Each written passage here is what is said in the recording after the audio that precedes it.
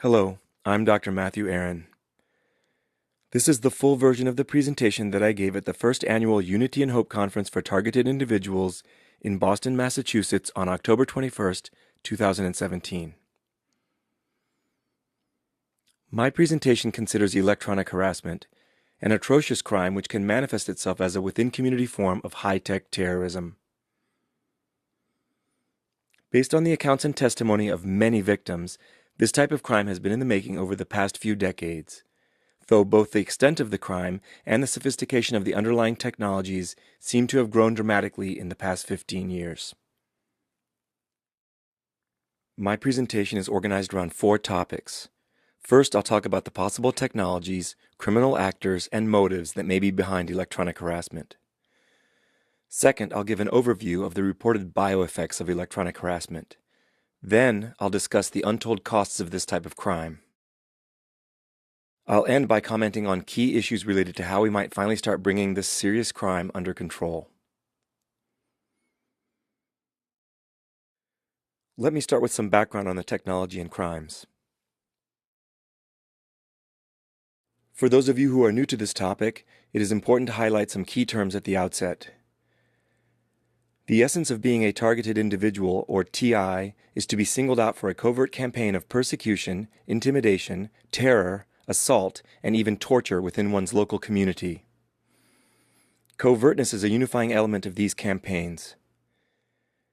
According to many TIs, the terror campaigns are long-lasting and relentless. They even tend to follow victims when they move to new locations to escape their targeting locally. You might ask yourself, how can a relentless campaign of persecution, intimidation, terror, assault, and torture be carried out covertly in modern democratic countries? The answer lies in the criminal methods employed, which are organized stalking and electronic harassment. By design, these crimes are extremely difficult to document, and they are also difficult for bystanders to witness. I put both terms on the list because organized stalking and electronic harassment are sometimes carried out hand in hand by the same harassment networks. Electronic harassment is the focus of this talk. I'll just say briefly that organized stalking involves a distributed effort by a network of criminals to surveil, track, and stalk a target, to make the presence of a large stalking network known to the target but not to bystanders, and to direct repeated acts of intimidation and harassment at the target, causing 1,000 tiny cuts of cumulative harm, figuratively speaking. Electronic harassment involves the use of energy-emitting devices to inflict discomfort and pain, and sometimes severe physiological effects on targeted individuals. Electronic harassment can be carried out by a single perpetrator, acting alone against his or her target.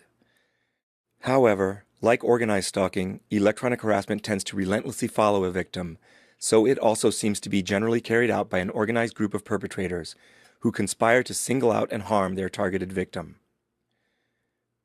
There is a large degree of consensus in the targeted individual community that electronic harassment is facilitated by 2 types of enabling technologies: directed energy weapons and through-the-wall surveillance technology, which I'll illustrate in the next few slides. Directed energy weapons are devices that emit beams or cones of electromagnetic or sonic energy to destroy, disable, or repel targets. For example, the U.S. military has high-energy solid-state lasers in various stages of deployment or development, like the one mounted on this Apache helicopter. The military also has anti-personnel and perimeter defense weapons that emit lower-frequency electromagnetic radiation in the radio wave band. The best-known weapon of this kind is Raytheon's active denial system, which can be mounted on Humvees or AC-130 gunships, for example. Sonic anti-personnel devices like the LRAD have been used for psychological operations and crowd control. As shown in this slide, the use of directed energy weapons has already started expanding from the military arena into the arenas of domestic security and law enforcement. TIs are generally not alleging that the same directed energy weapons shown here are being used to harass and attack them. But, based on the allegations of thousands and thousands of victims of electronic harassment, analogous directed energy technologies have probably been co-opted by criminals acting outside of uniformed military and uniformed law enforcement circles. Recent examples of electronic harassment in the mainstream media are the so-called sonic attacks that were perpetrated against U.S. and Canadian diplomats and their family members in Cuba. Apparently, energy weapons deployed covertly in or around hotel rooms in Havana were used in some of these assaults. Several victims even suffered hearing loss and traumatic brain injuries as a result of the attacks. In this case, it seems as if a large enough cluster of prominent individuals and their families were harmed that these events could not easily be swept under the rug. Many people in the targeted individual community feel that when State Department officials call these events sonic attacks, it is actually a red herring or smokescreen to divert attention away from the more likely source of these assaults, which is microwaves or lower frequency radio waves. Many of the reported experiences and effects of these assaults in Cuba are very similar to what thousands of targeted individuals have reported in the United States, Canada, and many other countries around the world. Microwaves are also radio waves. They're just high-frequency radio waves. So why should we suspect radio frequency energy as the most likely form of energy used in electronic harassment? First of all, many TIs report that painful energy beams seem to easily penetrate the walls of their homes and other solid objects when they are assaulted. Radio frequency energy is known to penetrate many kinds of solid objects quite well, whereas ultrasonic energy has a more limited ability to propagate first through air, then through a solid object, and then through air again. Many TIs also know that radio frequency shielding materials provide some relief from their ongoing electronic harassment. Household and personal electronic devices are often disrupted during the electronic assaults experienced by TIs. Using EMF meters, tri-field meters, and similar devices, some TIs have documented high radio frequency field strengths or power density readings at the precise times that they also experience painful electronic attacks. To my knowledge, no TI has similarly documented ultrasonic recordings during their electronic harassment. Finally, the suites or syndromes of bioeffects that are reported by TIs are remarkably consistent with known bioeffects of radio frequency energy. This is also true of many of the effects reported by the victims of the energy attacks in Cuba.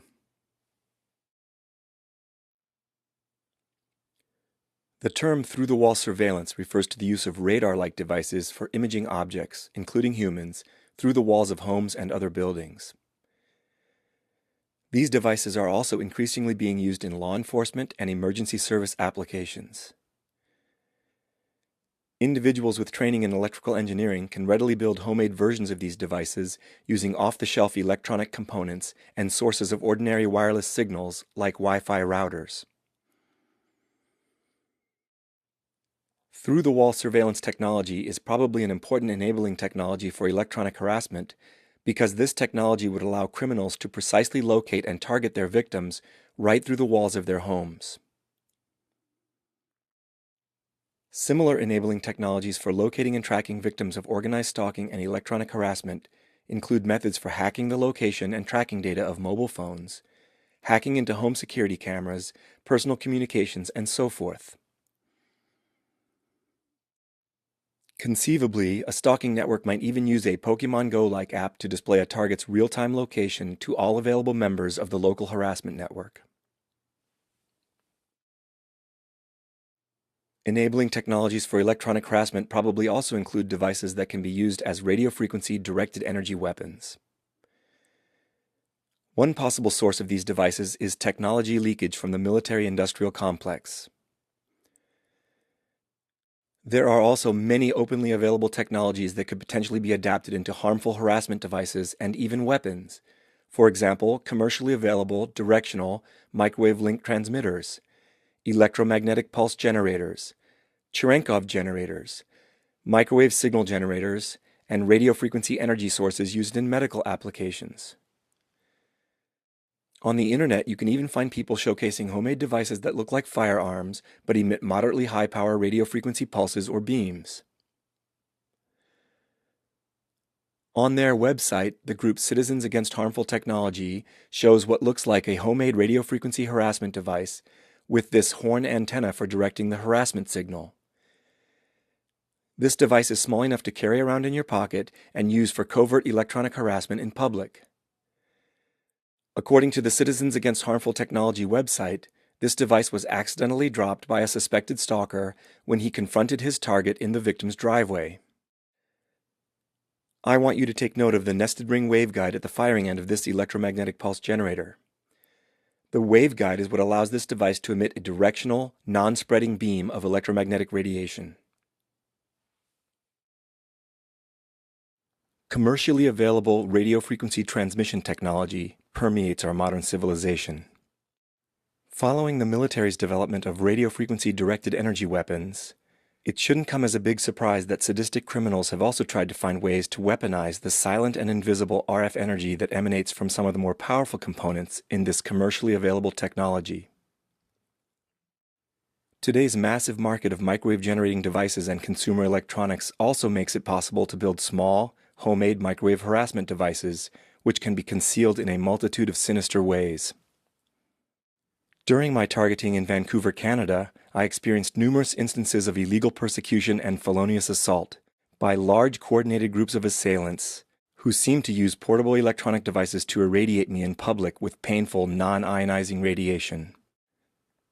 I call these attacks prolonged public mob assaults. Each time one of these attacks was initiated, it typically continued for 8 to 12 hours straight without any significant pauses, as long as I was out in public anywhere in the city of Vancouver. The electronic harassment device used by any given perpetrator was often not that powerful or debilitating on its own.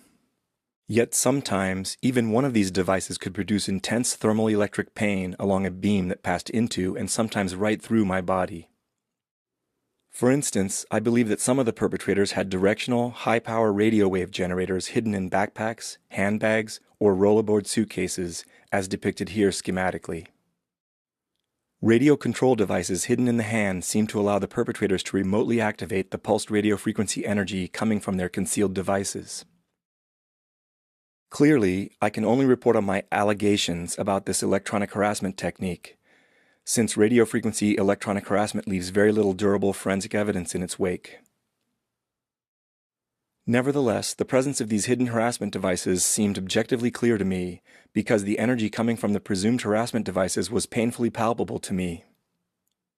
Sometimes I felt like I could tell which side of my body was being irradiated, or I could even feel a trajectory of painful energy pass into my body along a precise, straight-line path. These trajectories seemed to point straight back to the source of the attack in many cases.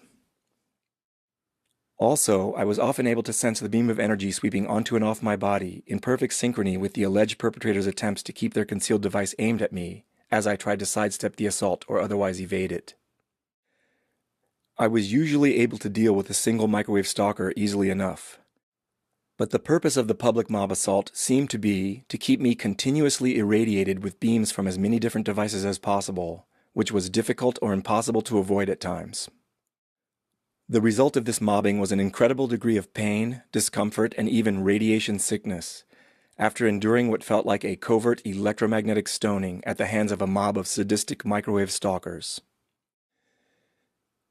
It becomes harder and harder for a victim to level claims of harassment or assault as the stalkers look more and more innocent or helpless, and as they use more and more audacious concealment methods for their directed energy devices.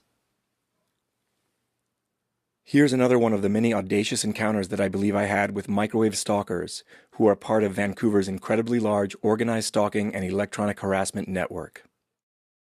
In this case, I was smoked on my front side by a painful energy beam as a woman approached me in her mobility scooter. The woman was intent on steering her mini tank right toward me as I tried to move to the side to get out of the energy beam. I got out of the way quickly enough, but when I went around to the rear of the scooter, I was painfully zapped again on my backside.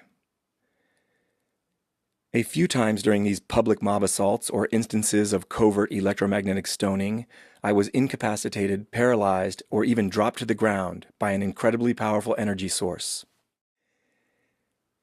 At these times, it felt like my entire body was torturously electrocuted by electromagnetic radiation, and my heart went into arrhythmia, and I was completely unable to breathe. In all of these instances, a delivery truck was either passing by at the exact same time, or it had just come to a standstill near my current position.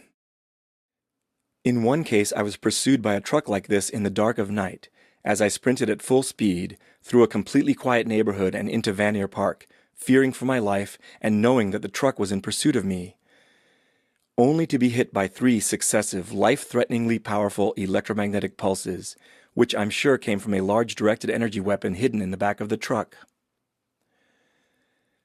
I cannot overstate the torturous nature of these very powerful assaults. These were violent acts of assault and battery, and physical torture, which criminals perpetrated against me with reckless abandon for my safety and even my life. In fact, it would be no exaggeration at all to report these as acts of attempted murder. As long as I'm presenting possible enabling technologies for electronic harassment, I'd like to mention an alleged piece of evidence which I'm confident will be substantiated eventually by federal law enforcement, materials scientists, and microwave engineers. I allege that the drywall shown here is black market drywall containing an embedded transmission medium and waveguide system for microwave energy. I have a couple of good reasons for wanting to mention this material in my presentation. For one thing, I have many large physical samples of this material, which I'm happy to share with any federal investigators who would like to examine it. In addition, if my allegation is substantiated, this is the kind of physical evidence that would lead law enforcement directly to some of the facilitators and perpetrators of electronic harassment.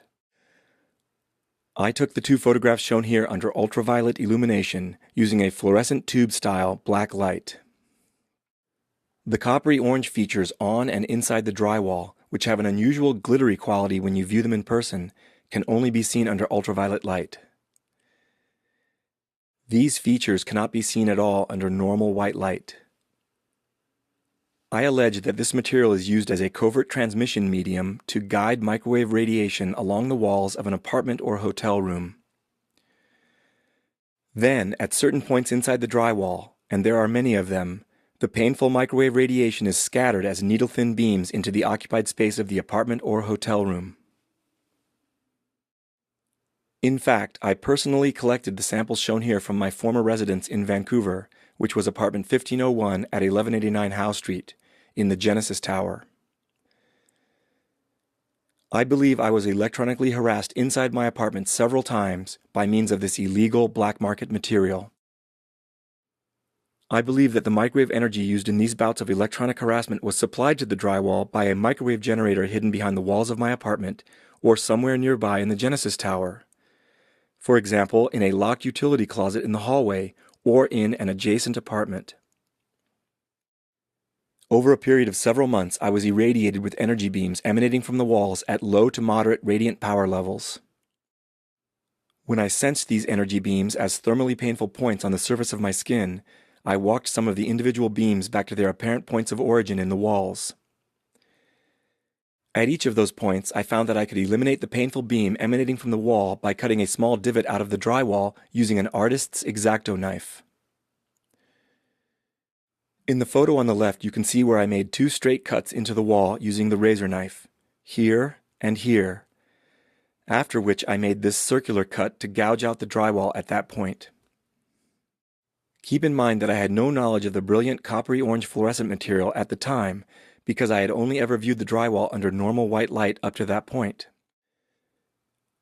I repeated this little experiment at dozens and dozens of points on the wall, and every time I found that doing so eliminated the palpable and painful beams of energy coming from those precise points on the wall. When I later made photographs and video recordings of the drywall under ultraviolet light, I found that all of my earlier gouge marks had these curious rings of coppery orange fluorescent material around them, as if the energy emission process resulted in the redeposition of that bizarre material on the surface of the drywall.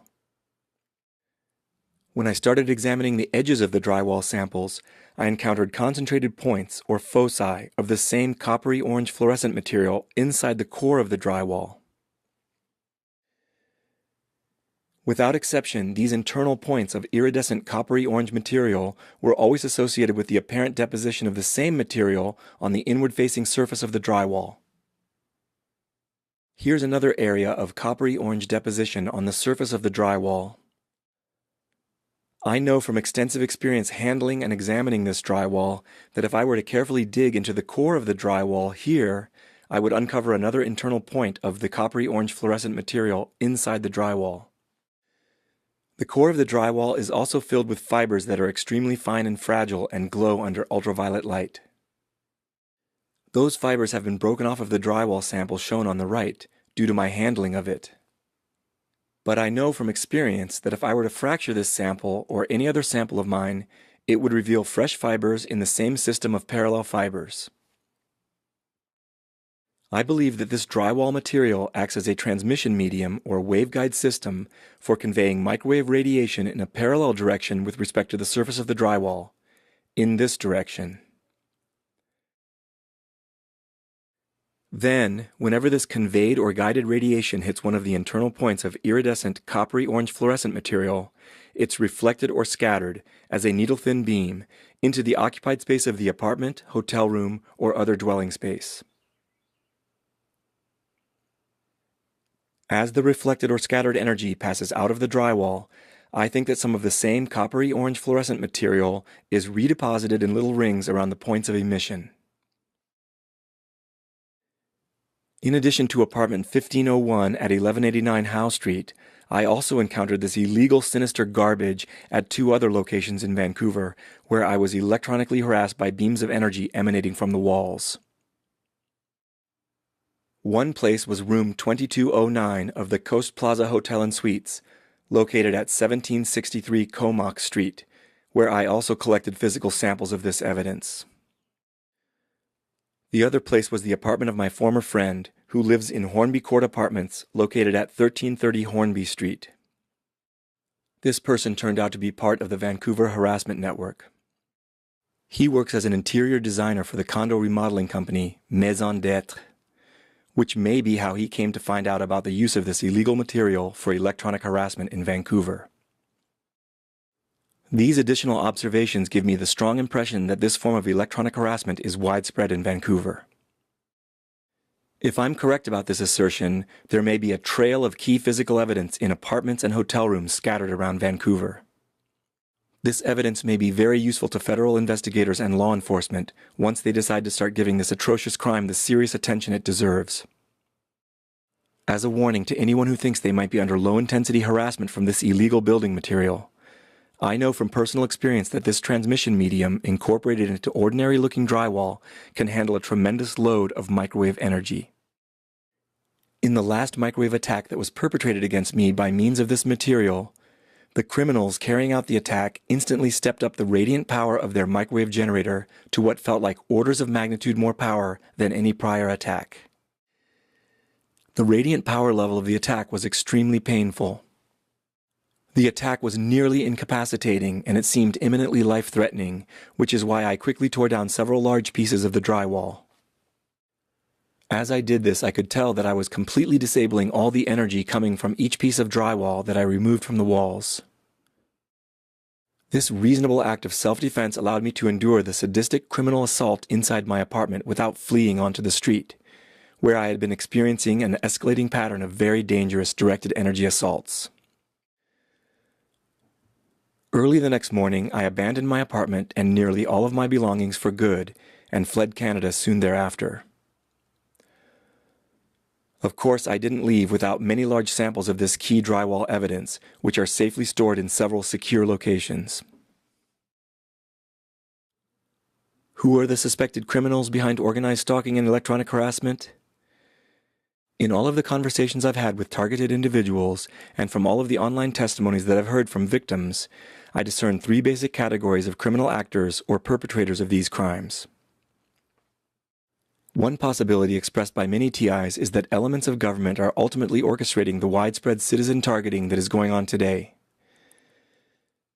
Many feel that organized stalking and electronic harassment are ultimately being funded and run as secret programs within the military or intelligence agencies or their private contractors. Some TIs believe that they are non-consensual test subjects in programs for investigating the bioeffects of radio frequency directed energy weapons. Development programs for these weapons are known to be receiving huge amounts of government funding at present. Others believe that organized stalking and electronic harassment are community-level manifestations of an illegal Homeland Defense program, which is being used for extrajudicial law enforcement and corrupt social control. These suspicions deserve consideration and eventually a congressional investigation for a number of good reasons. For example, the sheer size and scope of organized stalking and electronic harassment implicate the possible involvement of a secret government program, or the involvement of certain government officials who are misusing their positions of power and their resources. Also, TIs commonly report that some local police officers and other emergency service personnel take part in their harassment and stalking, even though these individuals are paid with tax dollars and are supposed to be protecting people's rights and safety. This was also true in Vancouver, where I was harassed in very bizarre and criminal ways by 4 identifiable Vancouver police officers and 5 identifiable Providence Healthcare paramedics. These incidents of harassment were unlike anything I've ever experienced before anywhere in the world, and they all occurred immediately after I was criminally assaulted with an incredibly powerful directed energy weapon. I would like to make it clear that I have no reason to believe that all or even most police officers, firefighters, and paramedics are taking part in this criminal behavior, but it only takes a few corrupt rotten apples to spoil people's trust in these professions. People are also inclined to believe that elements of government may be involved because the United States has a history of very twisted non-consensual experimentation by the CIA, which is documented as having occurred in the recent past and could very well be continuing. Finally, the relevant institutions in law enforcement and government have refused to do anything to curtail or even recognize organized stalking and electronic harassment. It's no wonder that people suspect direct government involvement at some level. Another possibility is that organized crime syndicates and the criminal elite within local communities are the ultimate drivers of organized stalking and electronic harassment. Business leaders with criminal intent in multinational corporations would also have the resources and connections to run large and powerful harassment networks in multiple locations. The participation of police officers and other emergency service personnel in these harassment networks is also consistent with the view that organized crime and the criminal elite may be behind organized stalking and electronic harassment.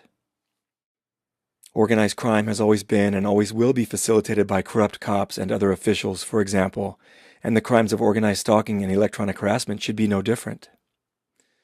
Cops, firefighters, and paramedics are people too. Just because they wear a badge and nominally work to uphold the law or keep people safe doesn't mean that these individuals have higher ethical standards and integrity, on average, than other members of society. Police officers and other emergency service personnel can be corrupted just as easily as other people if the kickbacks are high enough, and organized harassment networks would certainly regard members of the emergency services as high-value recruits. Under the scenario in which organized crime and the criminal elite are behind organized stalking and electronic harassment, one can think of any number of lucrative motives behind these crimes.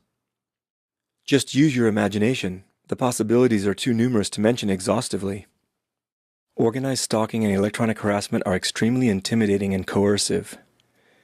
At present, they are the perfect crimes because law enforcement is not even willing to acknowledge their existence. You need muscle for your regional drug dealing or racketeering operation? Why use thugs with guns when thugs with directed energy weapons can achieve the same effects without any risk of getting caught? You want to advertise lucrative services on the dark web to intimidate and harm people and destroy their lives for profit? Why perpetrate property destruction, overt threats, or traditional assault and battery when you can destroy somebody's life covertly and torture them relentlessly with directed energy weapons? You want to force evictions, influence the real estate market, coerce politicians, corruptly influence lucrative contract deals, destroy your competition in the business world, or run a protection racket? All of these crimes can be profitable, and a large and well-armed organized stalking and electronic harassment network provides the perfect means to carry them out. There's a third possible category of perpetrators, which is especially applicable to the street-level stalkers, or those who take up long-term posts next to the homes of targeted individuals to continually harass and harm them with radiation devices. I'm referring to the lower-level members of a harassment network who are easily manipulated into spending their time sadistically tormenting and torturing complete strangers. When recruited, These quote-unquote ordinary members of society may feel that they are joining some kind of real-life gaming club, secret society, or sadistic terror cult of abuse and dominance. History has shown us, again and again, that ordinary members of society can engage in extraordinary acts of sadism, abuse, and barbarity, especially when they're manipulated by authority figures, or their barbaric acts can be done remotely and anonymously, with essentially no chance of being exposed as the antisocial criminals that they are. Many credible TIs report that huge numbers of perpetrators work together to gang-stalk them in public at times, and that these perpetrators seem to have a robotic, cult-like devotion to terrorizing and harming innocent people. It's hard to believe that a harassment network could afford to pay every last stalker to spend so much of their time harassing others. Instead, an almost cult-like loyalty and perhaps fear of the cult itself seem to drive the stalker's abuse of others.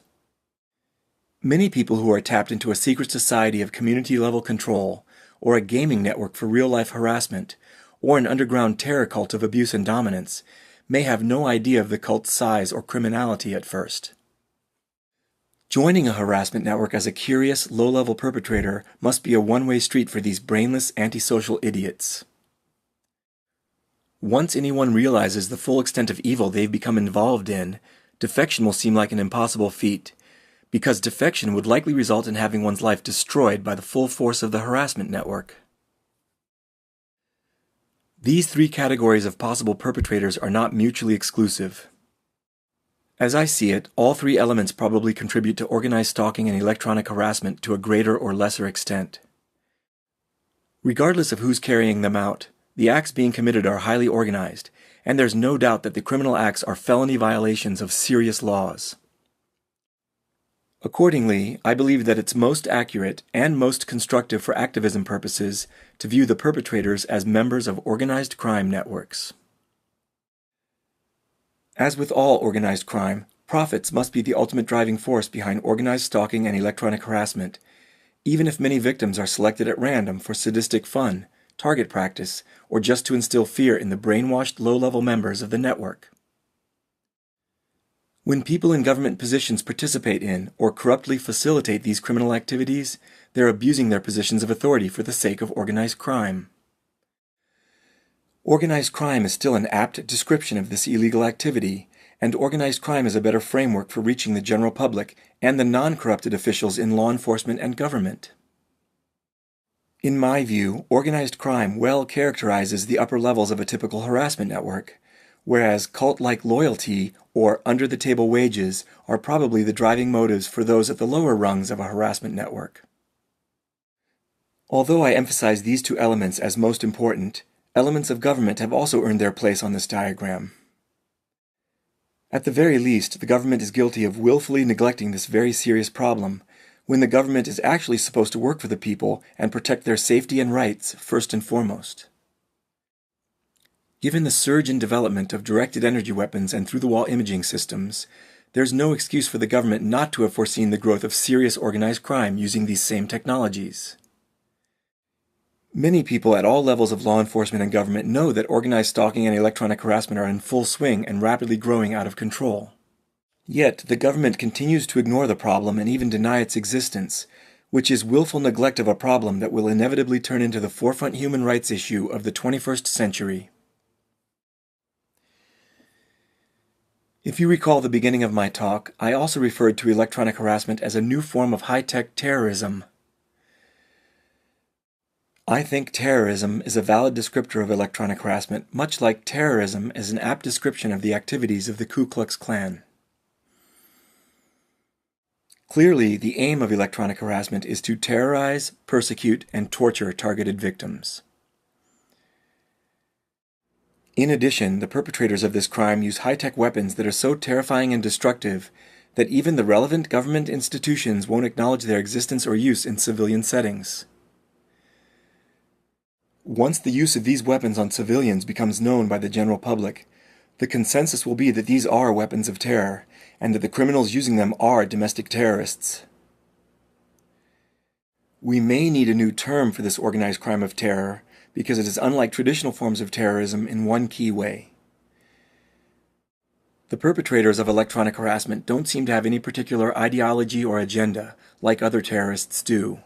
Unless subverting the rule of law, psychopathically inflicting pain on helpless victims, and narcissistically promoting anarchy and chaos make up their agenda.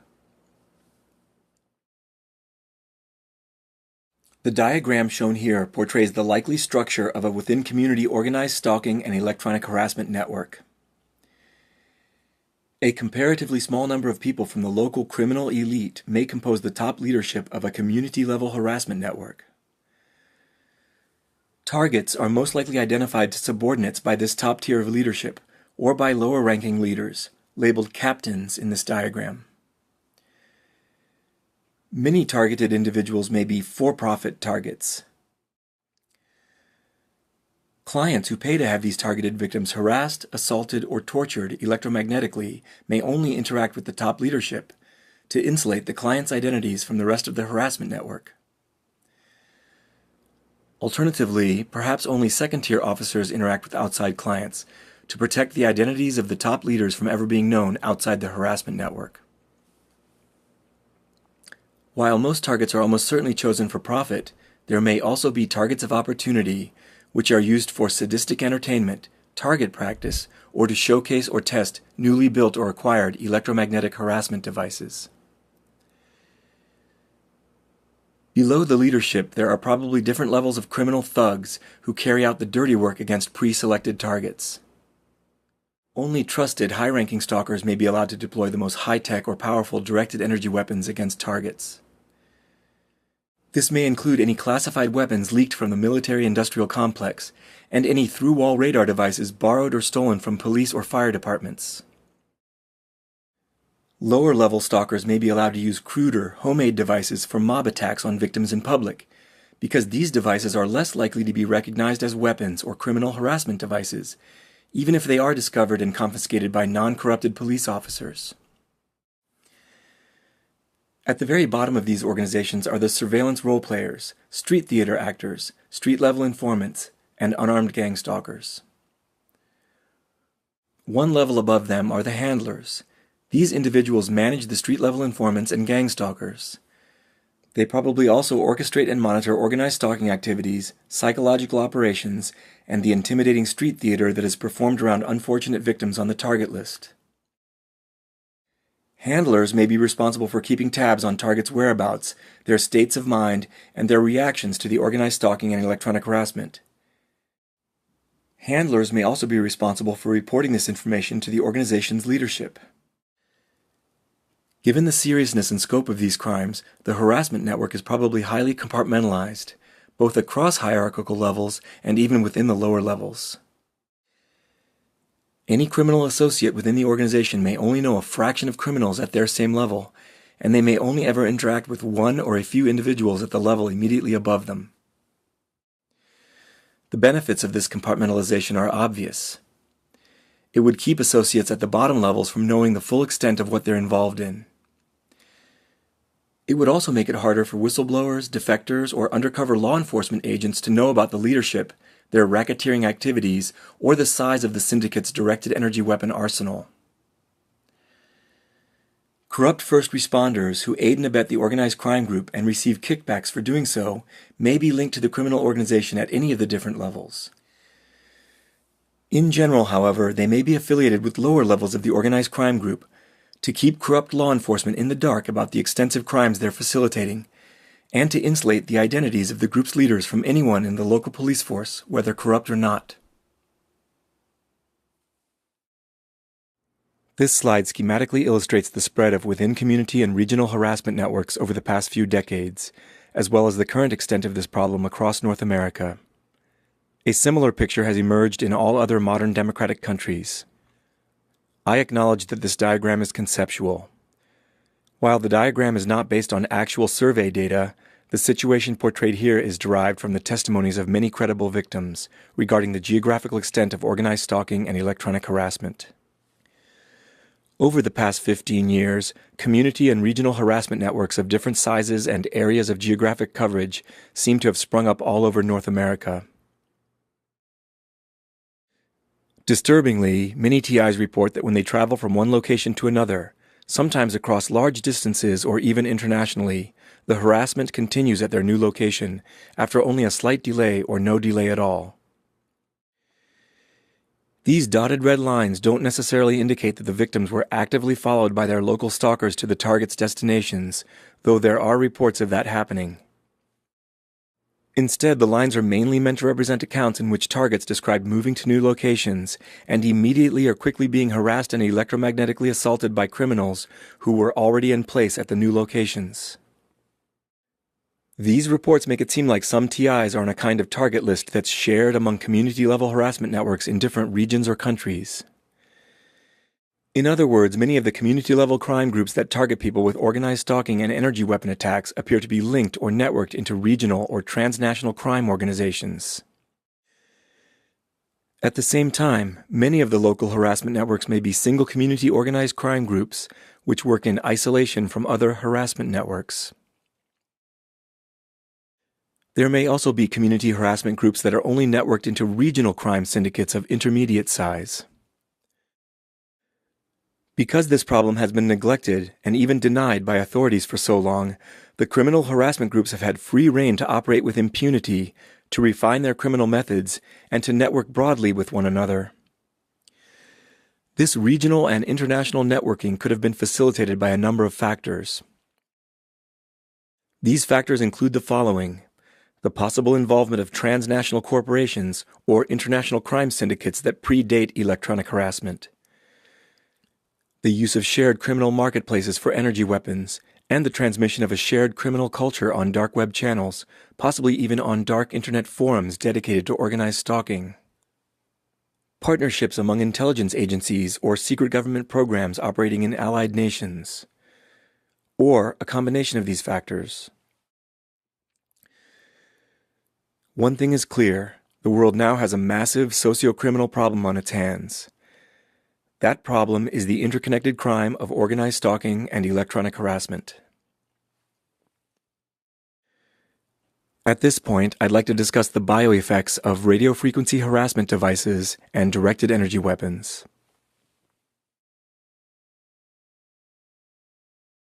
The TI community is anxiously awaiting quantitative data from the global survey of electronic harassment bioeffects being conducted by former NSA analysts William Binney and J. Kirk Wiebe. Even before those data become available, a qualitative list of the most often alleged bioeffects of electronic harassment can be made based on the reports of several hundred TIs, as given on the nightly conference calls and in YouTube testimonials. The most commonly reported effects include the following: stabbing jolts of pain deep into and sometimes right through the body, unusual burns, inflammation, bizarre bruises, and other lesions on the surface of the skin, highly uncomfortable and sometimes torturous electrified sensations in the body, incredibly intense headache with immediate onset and offset. TIs often report induced muscle contractions and involuntary body movements as they are being electronically harassed. Sometimes these are reported as pulsating muscle twitches, and other times as physical vibrations throughout much or all of the body. In extreme cases, they are said to be seizure-like body movements. Many TIs say that they experience alarming cardiac effects when they are assaulted electromagnetically, including extreme racing of the heart, very strong contractions of the heart, noticeable arrhythmia, strong heart palpitations, angina, and even temporary arrest of the heartbeat. Another commonly reported effect is impaired breathing. Any of these effects can disrupt sleep, leading to severe sleep deprivation when electronic harassment is carried out on a nightly basis, as is often reported by TIs. Many targeted individuals have reported extreme weakness with sudden onset and offset. In extreme cases, this weakness can be so great that one is totally paralyzed and incapacitated. Rapid psychological and cognitive shifts are reported to be caused by radio frequency directed energy weapons, such as inexplicable and dramatic mood swings, which seem to have nothing at all to do with ambient conditions or visible behavioral triggers, sudden onset of fear, anxiety, or heightened states of arousal, including sexual arousal or anger, and impaired ability to think or communicate. Sometimes, electronic harassment is reported to be capable of causing intense, debilitating nausea, bowel distress, or incontinence, again with immediate onset and offset, perfectly synchronized to the initiation and cessation of palpable energy fields interacting with the body. I refer to all of these reported effects as the less exotic alleged bioeffects of electronic harassment. In addition, some targeted individuals report much more exotic effects, such as dramatic effects on sensory processes or high-resolution interactions with the mind. Auditory effects are commonly reported during alleged bouts of electronic harassment, such as isolated clicks, trains of pulses or repeated clicks, buzzing, chirping, high-pitched ringing, grinding noises, and even horrifying bestial sounds. The perceived loudness of these sounds can vary from just above the minimal level of perception to as loud as being next to speakers at a rock concert. Some victims report that they hear synthesized human voices, which can be heard speaking isolated words or complex sentences when there is little background noise from one's environment and TIs are not otherwise audibly distracted. Under electronic harassment in the dark or in low-light conditions, some TIs report seeing visual anomalies, flashes of light, coronal discharges, faint grainy images, including still images or moving images, or even fully formed crisp holographic images. These reported visual effects seem to be produced without any apparent light source, and they may even be seen with the eyes closed, as if the energy responsible for them can first pass through one's walls and even one's closed eyelids. On the internet, you can find TIs claiming that they have experienced evidence that their thoughts have been read remotely, and that these experiences are correlated with other indications of covert electronic harassment. A whole range of allegations by different names can be lumped under this category of thought extraction, because all of these purported effects would involve the remote reading of thoughts, or at least the very high bandwidth and high resolution extraction of data on neural processes directly from a targeted individual's brain.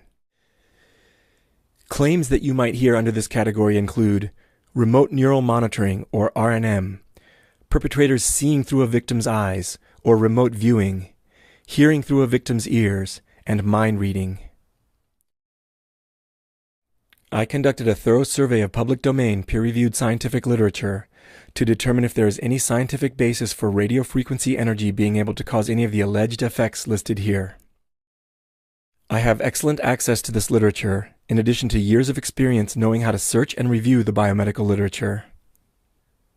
I'm also good at interpreting the relevant literature because I have a master's degree in environmental toxicology from Virginia Tech and a PhD in neurobiology and behavior from Cornell University.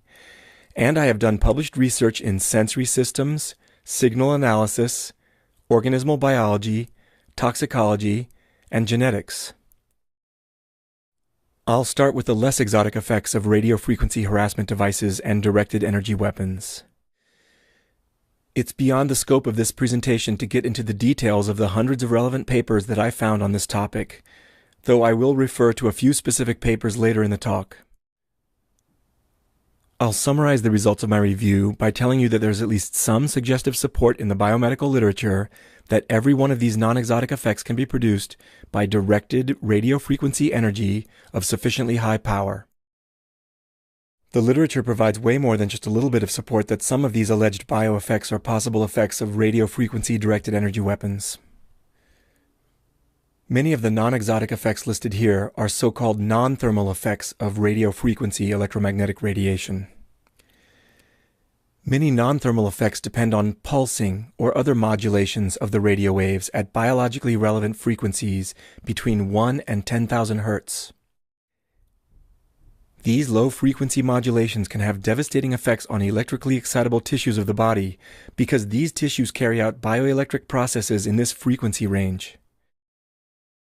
Before considering the alleged exotic effects of electronic harassment, which I'll do later in the presentation, I want to talk a little bit more about some of the non-exotic effects of weaponized energy in the radio wave band, which includes millimeter waves, microwaves, and lower frequency radio waves.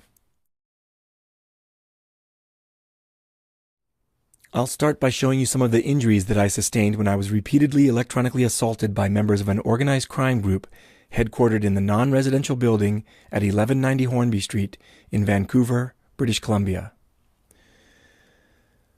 All of the injuries that I'm going to show you on this slide and the next two slides were caused by brief jolts of energy to my body, each lasting only a fraction of a second.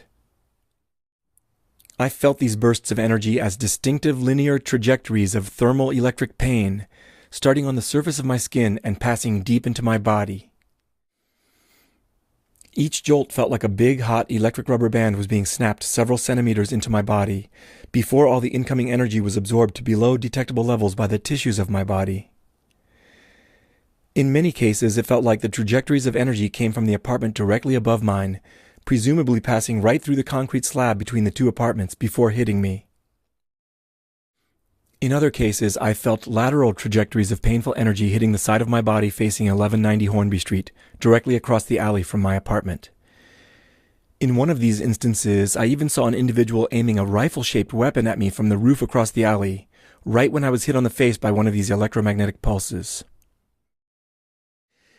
In one attack, I felt upward-oriented trajectories of painful energy hitting me on the bottom of my feet and other downward-facing surfaces of my body, as if a directed energy weapon was being fired into my apartment from the apartment directly below mine.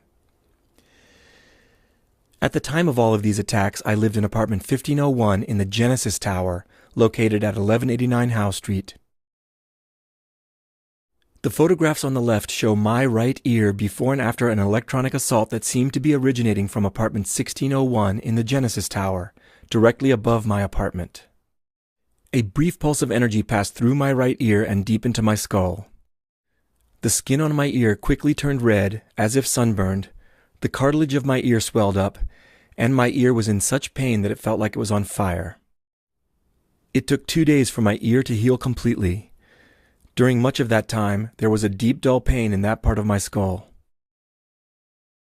I took the photo on the right shortly after a rapid barrage of pulses was fired at me, apparently also from apartment 1601 at 1189 Howe Street in Vancouver, British Columbia. I was hit by dozens of painful electromagnetic pulses all over my head, neck, shoulders, and upper torso, though you can only see the injuries to my neck in this photo. Each distinct patch of inflammation was caused by a single pulse of energy to my neck.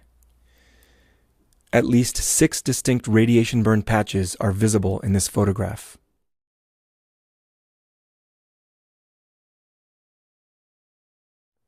An especially powerful pulse of energy even caused the outermost layer of my skin to be obliterated or burned away in this square-shaped pattern. During each through-the-wall or through-the-ceiling assault with these pulse weapons, I typically received 40 to 80 pulses of painful energy to my body before I could no longer take the pain and had to flee the sanctity of my own home. When I did this, I often had to take shelter in the Vancouver Public Library or the YVR Airport, or I spent the entire night hiding in the 2 emergency stairwells of my building. Without exception, each pulse from this class of weapons left a visible lesion on the surface of my body, and there was always residual pain and presumably trauma deep within my body. The pain and lesions lasted up to 2 to 3 days before they went away. This photograph shows a bizarre light-colored welt just above my right eye, exactly where I was hit by a very painful thermal-electric jolt of energy. A good portion of my right eyebrow fell out as a result of this one pulse of energy. Fortunately, the hair grew back.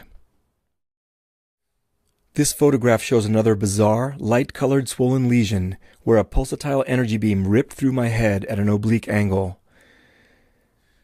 I took all 3 of these photos as I was hiding from my attackers for several hours in the stacks and washrooms of the Vancouver Public Library.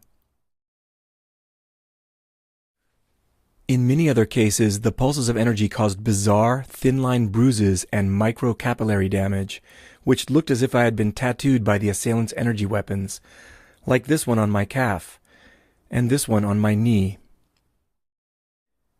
These kinds of bruises took 2 to 3 days to heal fully, and there was residual pain deep in the underlying muscle, bone, and/or joints for 1 to 2 days. This photo, tweeted by Dr. Catherine Horton, shows a directed energy injury that Dr. Horton sustained on her neck from an attack carried out in public in Switzerland. The perpetrators of electronic harassment often aim their weapons at the head, heart, and spine because the high-power radio frequency energy from their weapons passes through the skin and continues traveling deep into the body. Shots to the brain, spinal cord, and heart are particularly damaging because the pulsed radio frequency energy can have devastating effects on these electrically active tissues. It's pretty clear that the assailants know this and that their aim is to cause maximal trauma and damage to their victims. The perpetrators of this kind of crime also go for other particularly sensitive, susceptible, or violating areas of the body, such as the eyes, feet, hands, anus, genitals, and breasts. It is also especially painful when radio frequency energy bursts or sustained beams penetrate bone. This photo shows what looks like skin and connective tissue damage to the right foot of a female targeted individual who lives near Portland, Oregon. This person reports chronic and very painful selective targeting of her right foot, which is typically more exposed than her left foot, given her habitual sleeping position. Note how much better her left foot looks, which the victim reports as being seldom hit by electrically painful and thermally warming beams or fields of energy, unlike the right foot. I cannot overstate how widespread and horrific this high-tech form of crime has become.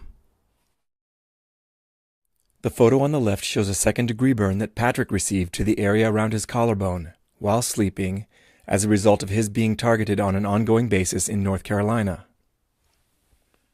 Patrick reported that all of a sudden it felt like he was hit by a searing, thermally painful beam from some kind of active denial system-like weapon.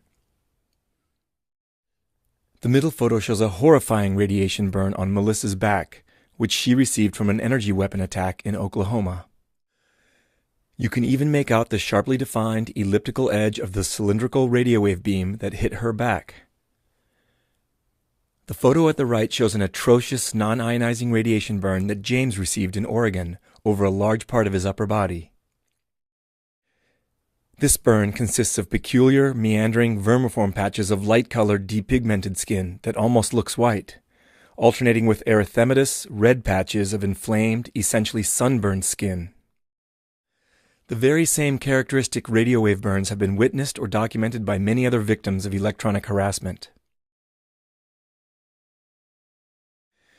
Look how brutal and disgusting these crimes are. It is totally unacceptable that anybody is getting away with perpetrating these kinds of horrific, covert crimes in our society. Electronic harassment victimization has already grown to the scale of a global criminal atrocity. In addition to the direct acts of electromagnetic assault, battery, and torture, denying this atrocity, calling the victims delusional, and refusing to investigate these crimes are all contributing to this modern atrocity. Take a good look at the outcome of this savage energy attack on a woman from Arizona. Doctors with high professionalism and integrity actually diagnosed these injuries as radiation burns, and the FBI is aware of this particular assault, just as they're aware of many similar assaults. Yet law enforcement in the United States, Canada, the European Union, Japan, and many other countries continue to ignore the threat from this growing organized crime. Of all the documented electronic harassment injuries that I've ever seen, these injuries are the most suggestive of classified technology leaked from the military-industrial complex. It looks like a very sophisticated auto-tracking and target-locking system was used to selectively target this person's eyes, possibly with a dual-beam weapon designed to specifically attack the eyes. Think about how serious of a crime it is to leak classified military technology into the hands of organized crime, yet federal authorities are still doing nothing to address this ongoing problem. It's important to point out that radio frequency directed energy weapons can cause many devastating physiological effects without leaving any lesions or other residual traces on the body. These weapons can cause intense pain, devastating seizures, immediate debilitating nausea, severe sleep deprivation, serious cognitive impairment, chronic illness, and more, all without leaving any documentable lesions on the body. When directed energy weapons do cause lesions on the body, these lesions appear minor compared to the intense pain, acute physiological effects, and residual trauma deep inside the body. The fact that radio frequency directed energy weapons can produce such severe bioeffects on the body while leaving comparatively minor lesions or no lesions at all is one of the biggest reasons that criminals are getting away with using these weapons with such impunity. Eyes are known to be particularly sensitive to microwave energy. For one thing, eyes have high water content, and microwaves can readily heat water via the dielectric heating effect. Eyes are also poorly equipped to dissipate heat. Furthermore, eyes are anatomically arranged to maximize the capture of electromagnetic radiation. The lenses of the eyes can undergo clouding and crystallization as a result of chronic microwave exposure. In fact, it is documented in the biomedical literature that acute exposure to high-power radio waves for short periods of time can cause blurry vision during the exposure and lead to rapid cataract formation shortly thereafter.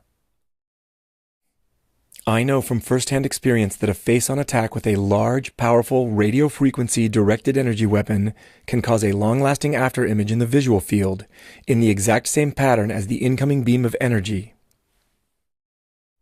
The effect is similar to the photopigment bleaching that can result from sun gazing, snow blindness, or looking at an arc welder without protective goggles.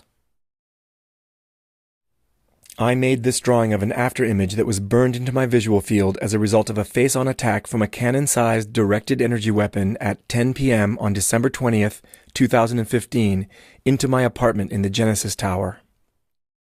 In addition to burning my eyes, this attack also caused a large part of my upper body to turn red as if it were sunburned. A large and very painful lesion of swollen and bruised tissue formed on my sternum, and for 2 days my heart and aorta felt like they had first-degree burns. At the time of the attack, I was looking through my solarium window at what looked like a beam weapon, deployed on one of the upper balconies of London Place, located at 1177 Hornby Street, as well as a man standing directly behind the device. The afterimage consisted of a central grill-like feature, a crisp pattern of concentric circles, and this horizontal band, which had a curious shattered appearance.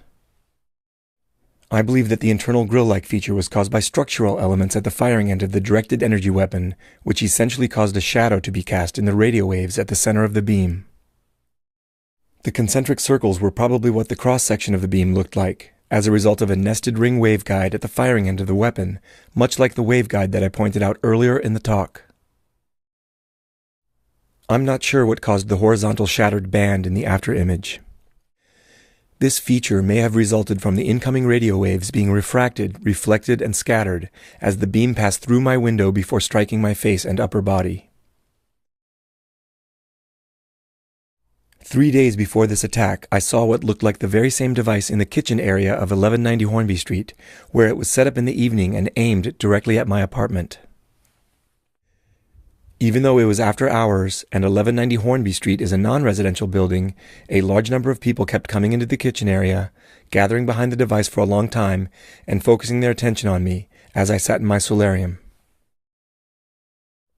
For a couple of years before I was directly targeted with organized stalking and electronic harassment, I experienced continual surveillance and a low level of harassment from several dozen people who occupied 1190 Hornby Street almost every night of the week, as well as on most weekends.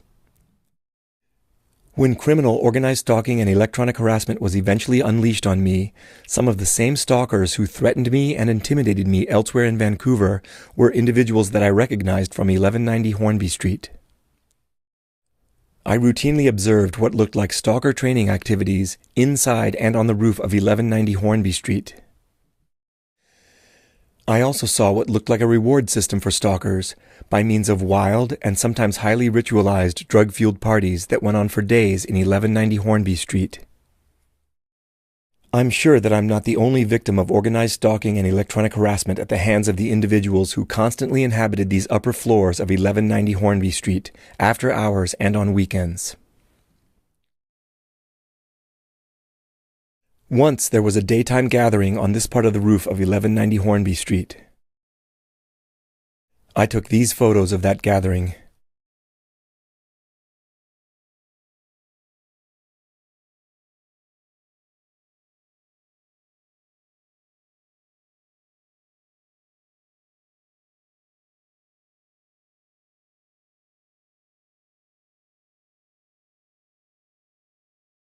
I recognize several individuals in these photos who directly participated in harassing me on the streets of Vancouver and from other high-rise buildings in downtown Vancouver. In particular, a lot of visible laser harassment of residents in downtown Vancouver came from the Kettle on Burrard, which is the building in the background at the far right of this photo. The Kettle provides free housing for disadvantaged young adults, many of whom maintain active drug habits, even as they benefit from this free housing. I have good evidence that the harassment network headquartered in 1190 Hornby Street actively recruits drug-addicted young adults living in the Kettle on Burrard to serve as their gang-stalking thugs. I also saw some of the individuals in this photo carrying out illegal voyeurism, surveillance, visual harassment, and intimidation of other residents in downtown Vancouver. At times, I witnessed them aiming what looked like directed energy weapons at my apartment and other apartments in downtown Vancouver. I believe that many of these individuals are part of the leadership of a much larger criminal harassment network in Vancouver, essentially an organized crime syndicate/domestic terror group. These are extremely violent, sadistic, low-life criminals. They carry out or orchestrate a clean, remote type of violence by means of electronic assaults. Nevertheless, what they're engaged in is sadistic antisocial behavior involving terror campaigns, criminal physical assaults, and the electromagnetic torture of complete strangers, no doubt for profit.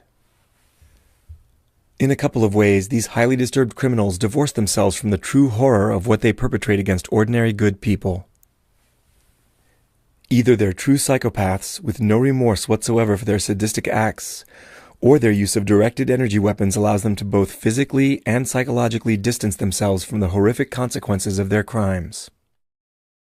Though electronic harassment is very remote and clean from the perpetrator's standpoint, it's violent criminal behavior nonetheless, which violates many serious laws that are already in effect.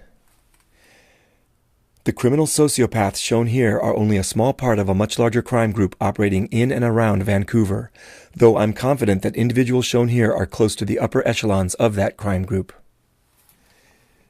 This organized crime syndicate is very real, so it warrants being named. A good working name is the Vancouver Microwave Terror Organization, or VMTO. The kitchen area of 1190 Hornby Street, where I first saw the cannon-sized device being aimed at my apartment, is located a few meters over here. In this aerial photograph, the kitchen area that I'm referring to is right here. My apartment, located here, was directly across the alley, at the same elevation as the kitchen area and outdoor patio, which I showed you in the previous photograph. I kept a journal of notes throughout the terror campaign of electromagnetic assaults perpetrated against me by the Vancouver Microwave Terror Group.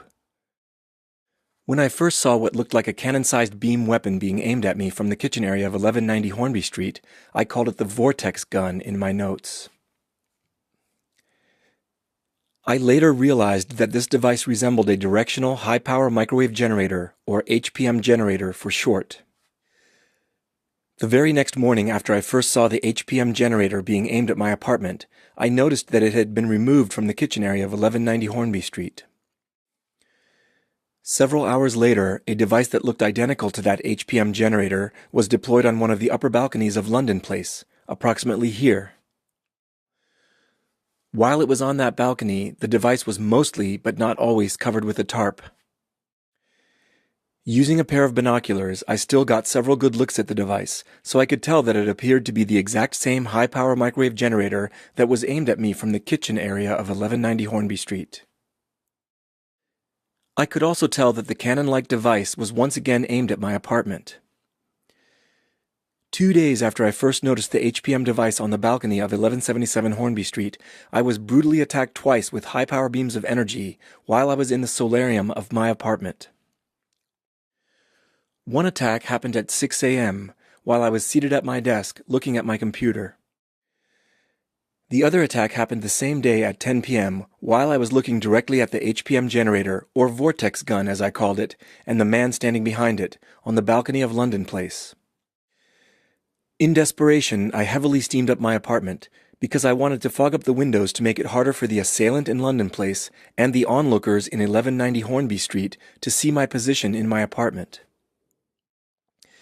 In the event of a subsequent attack, I wanted to bleed off the static electricity that felt like it permeated my apartment and my body during these energy attacks.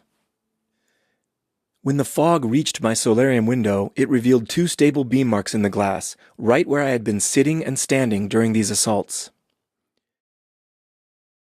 These beam marks were brand new stable features in the glass. My solarium window had been fogged up many times in the past, and I had never seen these 2 marks before this particular occasion. However, after these attacks, I saw the same 2 marks every time I steamed up my apartment again, right up to the point when I fled Canada for my life 1 month later. I believe it's quite possible that the 2 beam marks were permanently flash burned and frozen into the glass as a result of these electromagnetic attacks. In fact, this forensic evidence may still be present in the solarium window of apartment 1501 at 1189 Howe Street. I think that the 2 radio wave beams that hit me actually changed the dielectric properties of the glass, such that they made the glass more hydrophobic wherever the high-energy radio waves passed through the glass. As a result, the glass permanently became less conducive to the condensation of fog in the cross-sections of the radio wave beams. Not only were the marks identical to each other, they were also identical to the long-lasting afterimage that had been burned into my visual field as a result of the second attack. Each beam mark had a diameter of 30 centimeters. If you take careful measurements on the beam marks, you'll actually find that they are slight ellipses rather than perfect circles. When a cylindrical beam intersects a plane, it only produces a circular cross-section if the beam hits the plane at a 90-degree angle. If a cylindrical beam passes through a plane at an oblique angle, the intersection of the beam and the plane will be an ellipse, which is what these 2 beam marks in my window are, slight ellipses. In fact, the shapes of these ellipses are consistent with the position of the cannon-sized beam weapon on the balcony of London Place relative to the position and orientation of my solarium window. Furthermore, the beam marks bear a striking resemblance to a concentric ring resonator waveguide, much like this example from Figure 1 of patent number US 6573813B1. This waveguide and similar split-ring resonator waveguides are well suited to directing millimeter waves, microwaves, and other frequencies of radio waves into cylindrical beams of weaponized electromagnetic radiation. In short, it seems that these long-lasting marks, visualizable in the pattern of fog condensation on glass, are smoking gun forensic traces of directed energy assaults through glass. At the same time, it seems very likely that not all directed energy assaults are expected to leave crisp, round beam cross-sections in glass, like the ones I photographed in Vancouver. Special conditions may be required for that to happen, such as rigidly fixed aim, rather than strafing, a minimum surface power density, and perhaps even specific microwave or radio wave frequency compositions. I already summarized many of the less exotic effects of electronic harassment commonly reported by TIs. I also told you that my thorough review of the biomedical literature revealed at least some evidence, too ample amounts of evidence, that all of these less exotic effects can be produced by weaponized radio frequency energy. Now, I'd like to consider the 3 most commonly reported exotic effects of electronic harassment from a biomedical scientist's perspective. First, let me consider auditory effects, which are reported in some form or another by the majority of electronic harassment victims during assaults, including the diplomats in Cuba. It may surprise you to know that it has been rigorously demonstrated scientifically that humans and other mammals, such as dogs and cats, can hear modulated microwave signals. In fact, aside from the dielectric heating effect, which we are all familiar with from the operation of our microwave ovens, the microwave auditory effect is the most widely accepted biological effect of microwave radiation. There is a large scientific literature on the microwave auditory effect. The papers listed here represent only a small sampling of that literature. I want to point out this 2018 paper by Professor James C. Lin, published in the IEEE Microwave Magazine and titled Strange Reports of Weaponized Sound in Cuba. In his paper, Professor Lin writes the following in regards to the so-called mysterious sonic attacks in Cuba. Quote, "Assuming that the reported events are reliable, there is actually a scientific explanation for the source of sonic energy. It could well be from a targeted beam of high-power microwave pulse radiation." Unquote. Given the decades of research that have been done on the microwave auditory effect since it was discovered by Alan Fry and others in the late 1950s and early 1960s, we have a very solid understanding of how modulated microwaves are heard. The mechanism is quite simple, in fact. To explain this mechanism, I want to first orient you to some anatomical aspects of the brain and auditory system. This is a horizontal MRI section of a person's head, showing the brainstem and cerebellum. This person's face is pointing up in this scan, and the back of their head is pointing down. The horizontal MRI section is at the level of the junction between the medulla oblongata and pons, right about here. At that level, you can see the 8th cranial nerve entering the brainstem. This nerve conveys vestibular information from the semicircular canals on each side of the head, located here and here, as well as auditory information from the cochlea on each side of the head, located here and here. The cochlea is where different frequencies of sound waves are transduced into nerve impulses, which are conveyed to the brain by the 8th cranial nerve and perceived as sounds. The soft tissue of the rest of the brain sits above this section. When a burst of sufficiently powerful microwaves passes into the head, it rapidly heats the soft tissues of the brain by a very tiny amount. At microwave power levels well below those that cause thermal pain, the temperature of the brain rises by 1/1,000,000th of a degree Celsius in just a few microseconds. When this happens, the brain tissue expands a minuscule amount. After the burst of microwaves ends, the brain rapidly cools back down to normal body temperature, and the brain tissue contracts accordingly. The thermoelastic expansion and contraction of the brain tissue causes a pressure wave in the brain that propagates to the cochlea on each side of the head, primarily by bone conduction through the skull. After these mechanical waves reach the cochlea, they are perceived as sound in the normal way. In fact, they are actual sounds, but the sounds are thermally generated inside the brain and then propagate to the cochlea along an inside-out pathway, rather than by the outside-in pathway that sound normally follows when it is heard. A single burst of microwaves can be heard as a single click or knocking sound. Microwave energy with a more complex modulation pattern can be heard as more complex sounds. A simple illustration of signal modulation may help you understand this. Microwaves oscillate at hundreds of millions to hundreds of billions of times per second. In this diagram, you can think of the blue wave as being a carrier wave of microwave energy. Microwave frequencies are way above the frequency range for hearing by humans or any other animal for that matter. However, microwaves can be pulsed or otherwise modulated at frequencies that are within the frequency range of human hearing. This figure shows a sine wave envelope for amplitude modulation of the carrier wave. Let's assume that one full cycle of this modulation takes 1 millisecond, or 1,000th of a second. With this kind of amplitude modulation, the brain tissue would undergo 1,000 cycles of heating and cooling each second. 1,000 cycles per second is 1,000 hertz, or 1 kilohertz, which is well within the range of human hearing. As a crude reference, the annoying buzzing sound that one of those old digital alarm clocks makes, with the red numbers on its face for hours and minutes, has a peak power around 1 kilohertz. In other words, this kind of microwave signal with a 1 kilohertz amplitude modulation could produce something like a 1 kilohertz tone or buzz that only the person targeted with the microwave beam would hear. Human voices are much more complex sounds since they vary dynamically in amplitude and frequency through time. If the microwave signal is also frequency modulated through time, or if the microwave pulse width and pulse repetition rate are varied so that the frequency of brain vibrations varies through time, synthesized voices can be recreated inside a targeted individual's head by this same process. This is what targeted individuals refer to as V2K, or voice to skull.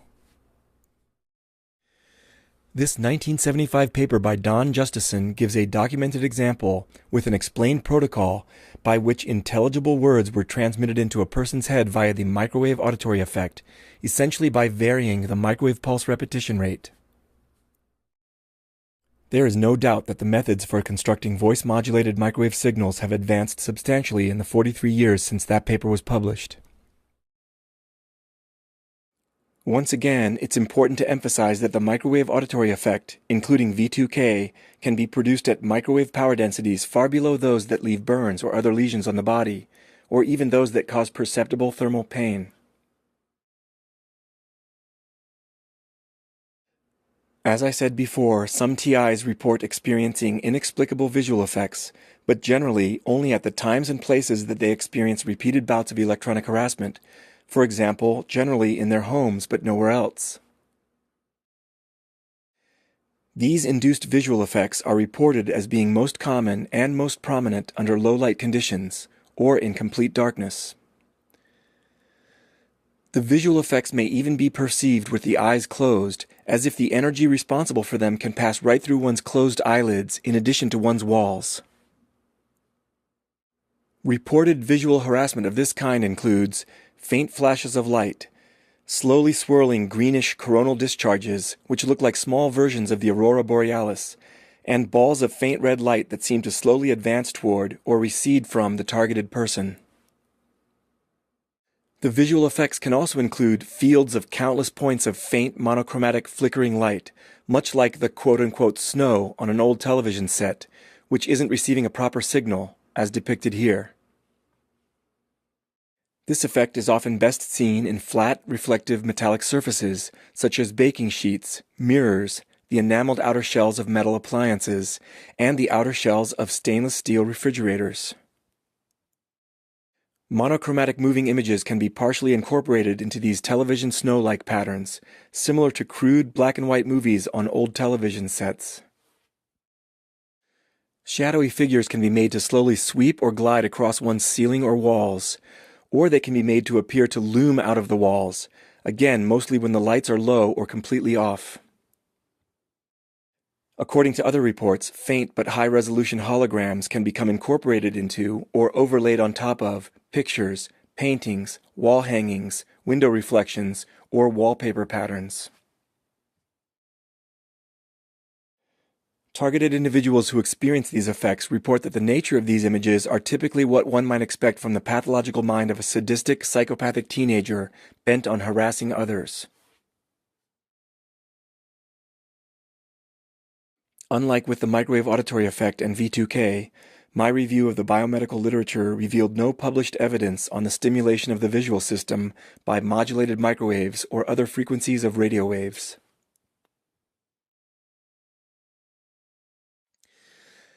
However, it did reveal information supporting a tentative hypothesis for photoreceptor stimulation by modulated radio frequency signals, which is plausible from a neuroscientific standpoint.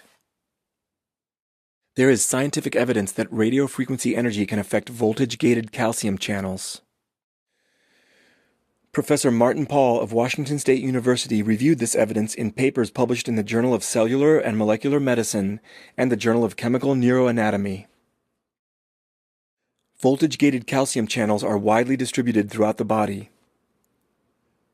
These ion channels play key roles in the contraction of skeletal muscles, smooth muscles, and heart muscle, the transmission of signals between nerve cells, the secretion of hormones from glands, and several other bioelectrochemical processes.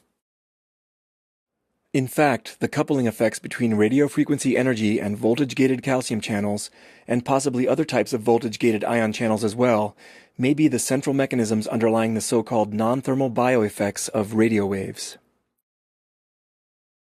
In the eye, sensory cells or photoreceptors called rods and cones transduce incoming visible light signals into cascades of electrochemical events. Voltage-gated calcium channels are a critical part of the mechanism by which these photoreceptor cells pass that transduced sensory information to the first neurons, labeled 3, along the ascending visual pathway. It seems plausible that certain modulated radio wave signals might have weak effects on voltage-gated calcium channels in rods and cones, and that these effects might produce perceptual visual experiences, especially when the activities of the rods and cones are little affected by visible light.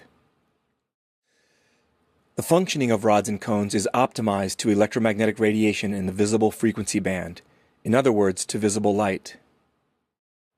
Therefore, under bright visible light, the weaker effects of modulated radio waves may tend to get swamped out by normal visual stimuli.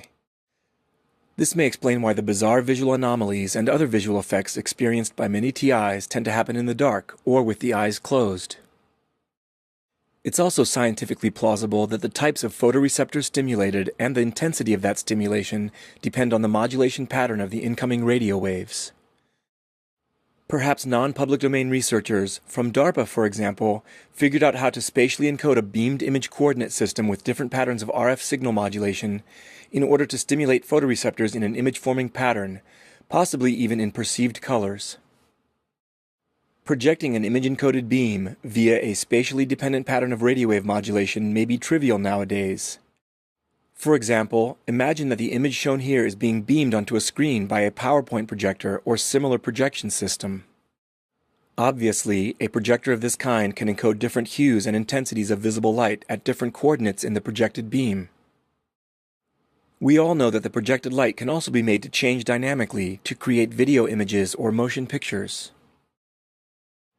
To recap, there's good scientific evidence that microwaves and other frequencies of radio waves can have coupling effects on the activities of voltage-gated calcium channels. These ion channels function in vision, muscle contraction, the beating of the heart, the transfer of nerve impulses through the nervous system, the secretion of hormones from glands, and many other bioelectrochemical processes. I have described a hypothetical scenario in which appropriately tuned modulations of radio waves might influence the rods and cones in the eye, especially under low light conditions. I want to be perfectly clear that this hypothesis is only informed speculation at present. There is no publicly available scientific literature documenting stimulation of the visual system by modulated microwaves or radio waves. At the same time, many credible individuals have independently reported through-wall visual effects, like the ones I've described, during their electronic harassment, and my hypothesis is plausible from a neuroscientific standpoint. Accordingly, I encourage scientists to consider how these through-wall visual effects might be accomplished by modulated radio waves. If these effects are in fact proven, then certain radio frequency devices may very well be capable of visual forms of extremely invasive psychological harassment, terror campaigns, and even psychological torture, especially with unsuspecting victims. Constantly beaming images through the walls of a target's home, and even through their closed eyelids, could allow for subliminal suggestion and even dream manipulation in ways that ordinary people would find very difficult to escape, even in what should be the sanctity of their own homes. Before moving on to the costs of electronic harassment, I'd like to say a few words about claims that electronic harassment is capable of thought extraction, including remote neural monitoring, seeing through a target's eyes, hearing through a target's ears, or reading one's mind. If you search the internet, you may even encounter an allegation from a self-proclaimed insider who claimed to have worked for a security company involved in contract stalking and electronic harassment that he once encountered a bank of monitors with live video feeds directly from the eyes of several targeted individuals. I have to say that there's no scientific basis or even plausible scientific hypothesis for the remote monitoring of one's thoughts or the remote extraction of high-resolution perceptual information directly from targeted individuals' auditory and visual systems. An article by retired Lieutenant Colonel Timothy Thomas, titled "The Mind Has No Firewall," helped spread the view that psychotronic weapons are capable of reading targeted individuals' minds. This article was published in 1998 in Parameters, a quarterly academic journal published by the United States Army War College. The title of this article was influential in promoting the notion that remote mind reading is possible by means of high-tech electromagnetic devices. The text of this article focuses mostly on the vulnerability of the body's electrochemical systems, mainly the muscles, senses, and nervous system, to being influenced or disrupted by energy weapons. The article briefly mentions research that was being done in Russia on psychotronic weapons, purportedly capable of remotely extracting information from a person's brain. But the main focus of the article is on the potentially disruptive effects of energy inputs into the nervous systems of targeted individuals. Many of these deleterious input effects are well substantiated. They are the very same effects that thousands upon thousands of targeted individuals are now experiencing at the hands of electronic harassment networks and, as the paper calls them, psycho-terrorists. Unfortunately, the bold declaration in the title of the paper implies that the mind has no firewall with regard to both remote inputs into the mind and remote outputs or downloads from the mind. This is a gross overstatement of what is possible. While it's true that the mind has no firewall against many debilitating effects and even some mentally influencing effects of directed energy weapons, there are severe biological and physical constraints on the remote extraction of information from the mind. In other words, a much fairer, though much less catchy title would be, "The unshielded mind has no firewall against certain unwanted intrusions from energy weapons, but severe constraints act as an intrinsic firewall against the remote extraction of mental processes." Let me explain what I mean by this more accurate, qualified title. Put simply, there are severe physical and biological limitations to the remote sensing of mental processes. What do I mean by this? We all know that information on brain structure can be obtained non-invasively from living subjects using imaging technology situated outside the head, such as computed tomography or CT scanners, and magnetic resonance imaging or MRI machines. Information on brain function can also be gathered using sensors positioned outside the head, as in the case of functional MRI or fMRI and electroencephalography or EEG. fMRI measures brain activity by measuring changes in blood flow across a three-dimensional map of brain voxels. The resulting data looks something like this. This pattern of frontal cortex activation was obtained when subjects were simultaneously shown words describing emotions and photos of people with facial expressions that were incongruent with those words. EEG records voltage fluctuations at many different points around the skull, each of which represents the summed external potentials of a huge number of nearby neurons. The resulting data look like this. This EEG trace is dominated by sinusoidal-like waves with frequencies around 11 Hz, in other words alpha waves, which are most prominent in the occipital lobes. This pattern of electrical activity in the brain normally arises during wakeful relaxation with the eyes closed. Clearly, patterns of brain activity at certain levels of resolution can be detected using sensors positioned outside the brain. I don't dispute this. There is also technology in use that can detect electric biosignals in the brain, muscles, nerves, and eyes that indicate active perception, volitional effort, and so forth. These biosignals form the basis of very impressive human-machine interface technologies. I don't dispute these capabilities. However, the ability to record patterns of brain, nerve, and muscle activity drops off rapidly with increasing distance between the sensing equipment and the brain being functionally imaged or recorded. Even when imaging and recording the brain under optimal conditions, like those shown here, the resulting data don't come close to capturing our high-resolution thoughts and perceptions. Put simply, the data shown here are not thoughts. They're just crude representations of brain activity patterns. Moreover, human-machine interface technology based on electric biosignals relies on sensors that are in close proximity to the body, and the signals that are detected by this technology are much simpler than our thoughts. Neuroscience is barely scratching the surface on understanding human thoughts. Modern neuroscience doesn't even have a working theory of the mind. The physical constraints on the remote sensing of neural processes that I'm talking about have to do with the rapid reduction in signal-to-noise ratio with increasing distance between the sensor and subject, when it comes to magnetic fields and electric potentials. In addition, biological constraints on the remote sensing of neural processes arise from the extraordinary complexity of the brain, with its 86 billion neurons or so, and the fact that they are connected into an irregular three-dimensional network. This three-dimensional network of the brain is already apparent at a macroscopic scale, as seen in this diffusion tensor MRI scan, which maps major white matter tracts in the brain by how axons affect the diffusion of water through the brain. In this image, red is used to code connections running left to right or right to left. Green indicates front to back or back to front connections, and blue indicates connections running up and down.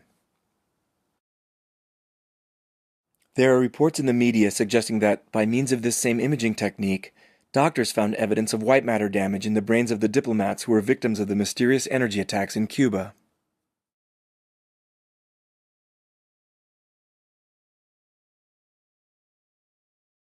The three-dimensional network of the brain shown here becomes progressively more intricate and irregular at smaller and smaller scales. Our perceptions, thoughts, and intentions depend on the dynamic activity of this amazingly complex three-dimensional neural network. Brain activity measured inside any given voxel, or the field potential measured at any given point outside the brain, represent the summed activity of a multitude of neurons, which means that a lot of information about neural processes is inevitably lost during non-invasive recording methods. Not only does this place severe biological constraints on the proximate or remote sensing of neural processes, it also constrains how precisely the brain can be stimulated by outside energy sources, like magnetic fields and modulated radio wave beams. For example, even when a pencil-thin beam of modulated radio waves is locked onto one part of the head, that beam will simultaneously irradiate and possibly stimulate all interconnected neurons along the beam's path with the same pattern of modulated energy. Neural networks involved in perceptions and thoughts are not arranged into nice neat lines or circuit diagrams in the brain. Instead, our thoughts arise from complex activity patterns in highly intricate three-dimensional networks, and these same endogenous activity patterns cannot be reproduced in the brain by outside magnetic fields or beams of electromagnetic radiation, no matter how advanced the technology is. This is not to say that composite patterns of brain activity, such as emotional states and levels of arousal, cannot be strongly influenced by radio frequency energy. They can. Targeted individuals, perpetrators of electronic harassment, and the developers of directed energy weapons in the military-industrial complex know these sinister influences are possible. However, it's important to keep in mind that there are limitations on the types of precise neurophysiological influences that are possible with these devices. Direct thought injection into the brain and mind reading are not possible. In contrast, intricate perceptual effects, including perceived sounds and possibly perceived visual effects, can be induced with radio frequency energy at the level of the respective sensory organs and not directly in the higher centers of the brain. These effects can be very high resolution and frighteningly real because they're generated at the level of the sensory organs, which are spatially arranged and optimized to precisely encode variable energy inputs. However, the perceptual effects of electronic harassment don't arise from the traditional sources of stimuli, and they can be very subtle. In turn, this can give rise to subliminal suggestion, which can sometimes be experienced as thoughts being injected directly into one's mind. I think it's important for TIs to be aware that direct thought injection and mind reading are not actually happening, because this knowledge can help minimize the terrorizing and psychologically torturous aspects of this very sick crime. Don't ever forget that your private thoughts are your own. Nobody can intrude upon them unless you vocalize them or write them down, and then there's no longer any guarantee that your thoughts will remain private. In other words, it's a really bad idea for several reasons to engage in open discourse with your V2K. To summarize, radio frequency harassment devices and directed energy weapons are capable of producing a broad suite, or syndrome, of deleterious bioeffects on targeted victims. The precise effects probably depend on the nature of the harassment device or weapon being used, and the way that device is tuned in terms of power output, frequency composition, pulse duration, and modulation pattern.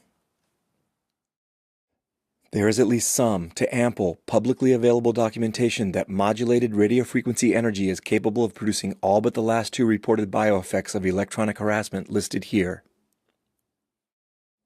Even though there is no publicly available documentation that modulated radio waves can produce visual perceptual effects, I have formulated a scientifically plausible model for how this might be accomplished with radiofrequency energy.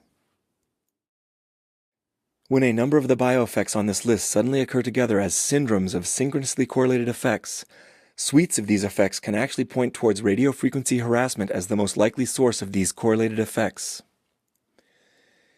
The only commonly reported effect that has no documented support and makes no sense scientifically is the extraction of thoughts, or the remote monitoring or downloading of neural processes by means of so-called psychotronic devices or wireless neurotechnology. Still, many credible people report this experience, and I think there's a good reason for that.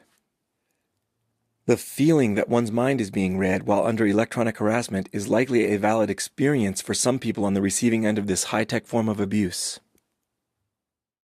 It's just that this experience is almost certainly a well-orchestrated illusion by the electronic harassers, or psycho-terrorists as Timothy Thomas calls them, an electromagnetic sleight of hand, if you will, particularly when a victim's actions and possibly even their words are under extreme surveillance, and the victim can be influenced simultaneously by private messages and subliminal suggestions sent via modulated radiofrequency signals. For targeted individuals who are abused with V2K technology, it's also possible that it can sometimes be difficult to distinguish one's internal dialogue or inner voice from a voice-modulated signal injected via the microwave auditory effect. This may also facilitate an illusory experience that one's mind is being read, but this is not what's really happening.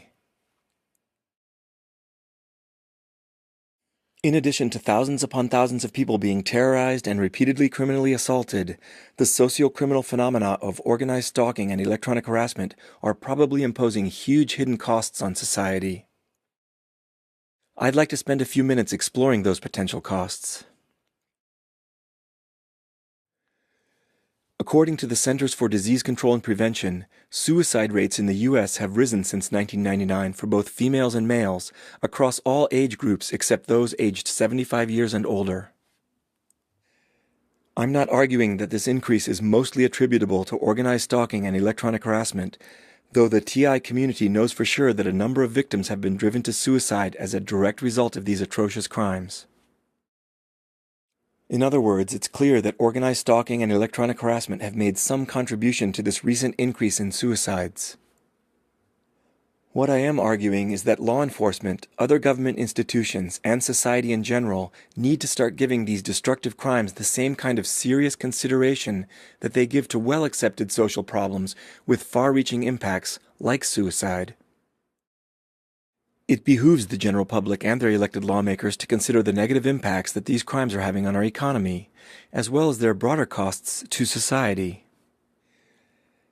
Everyone should be able to get behind addressing an issue that seriously threatens our economy, as well as the very fabric of our society. The CDC estimates that suicides in the United States in just the year 2013 imposed medical and work loss costs totaling $50.8 billion. Given the thousands of victims complaining of organized stalking and electronic harassment, we know that these crimes also comprise a widespread social problem in the United States, as in many other countries. Unfortunately, we don't even have the crudest of estimates of the potential hidden costs of this socio-criminal phenomenon, because the relevant government agencies won't even acknowledge the existence of this rapidly growing problem. Many, if not most, elected representatives at the national level, and all of the top leaders in law enforcement know about the existence and pervasiveness of organized stalking and electronic harassment. In a perversion of the rule of law, apparently our elected and appointed leaders feel that it's okay to fly blind in the face of these very destructive criminal issues. It should also be obvious to anyone who takes the time to consider the existence of directed energy weapons and the countless documented testimonies and the evidence of victims that these crimes are very real and that their costs to society must be massive. So, what kinds of costs are these crimes inevitably imposing on our society, economically and otherwise?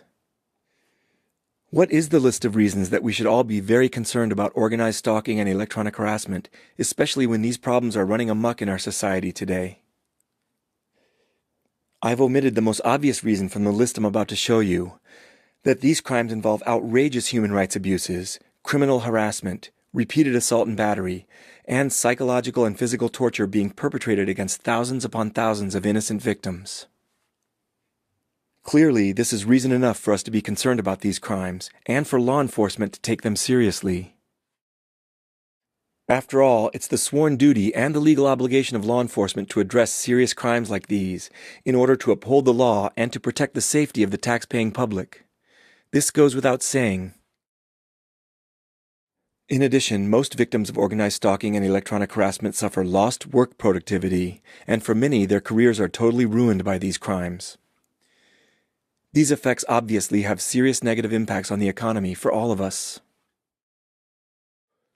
Organized stalking and electronic harassment can also break up marriages, destabilize families, ruin social support networks, and utterly destroy lives in many related ways.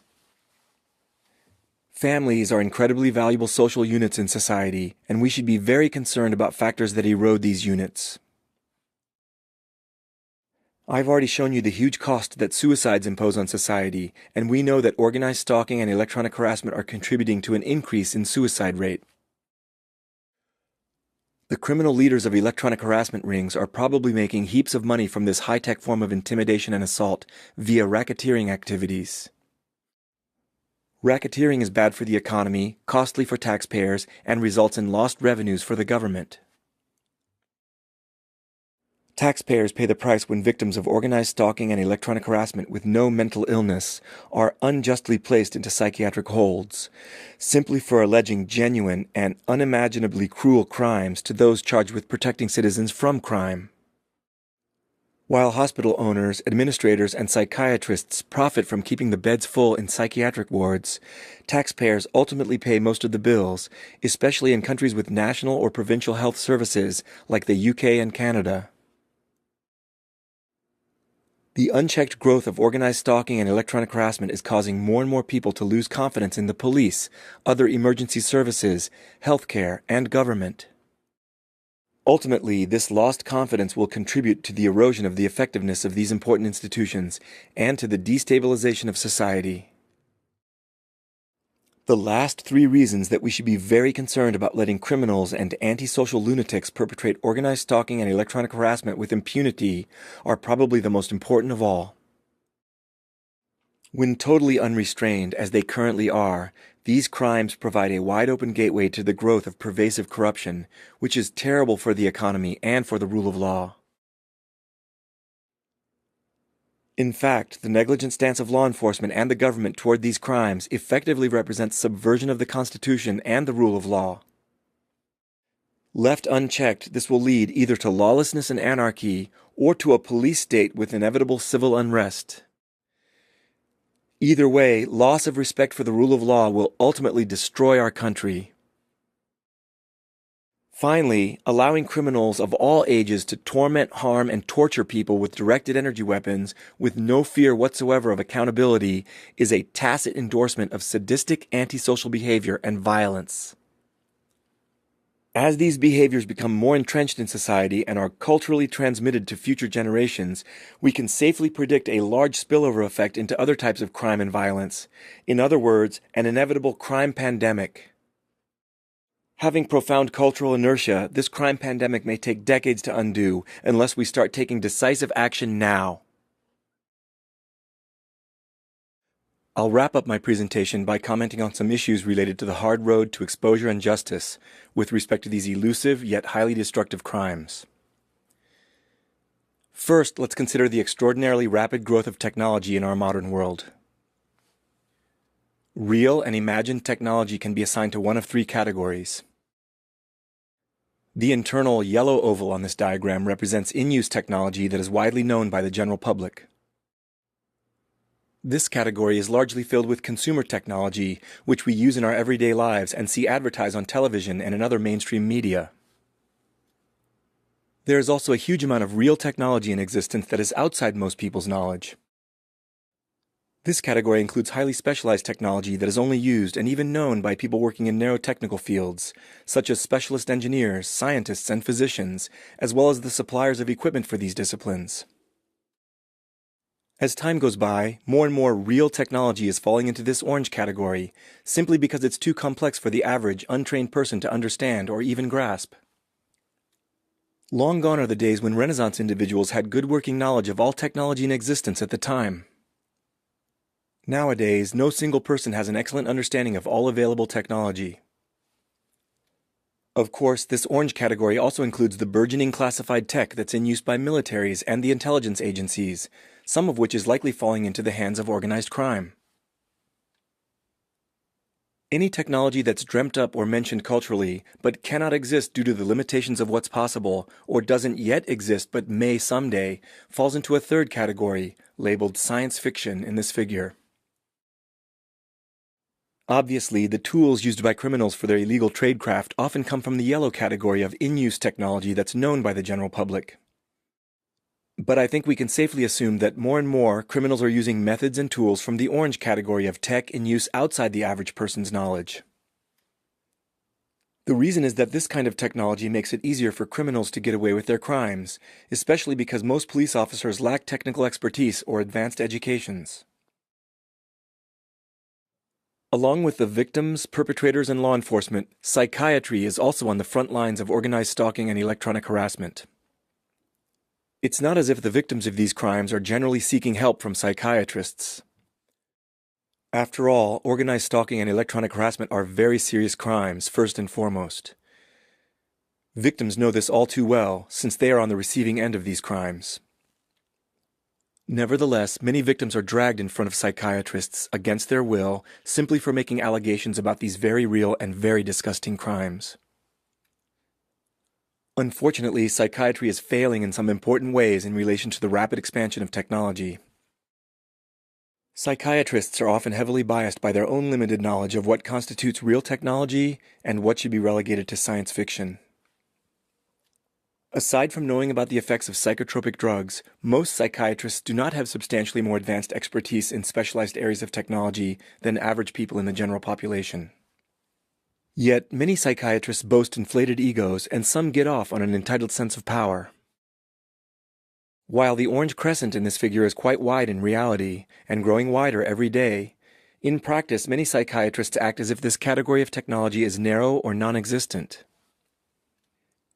If these psychiatrists personally don't know about the use of advanced technology for nefarious purposes, they completely rule out the existence of all such technology when making diagnoses, which result in people having their freedom taken away, their personal relationships harmed, and their future testimony discredited. If a person on an involuntary psych hold tells a psychiatrist about harassment and assault by means of advanced technology, which is outside the psychiatrist's knowledge, a diagnosis of delusion is almost inevitable under the flawed psychiatric approach in practice today. This is a very serious problem.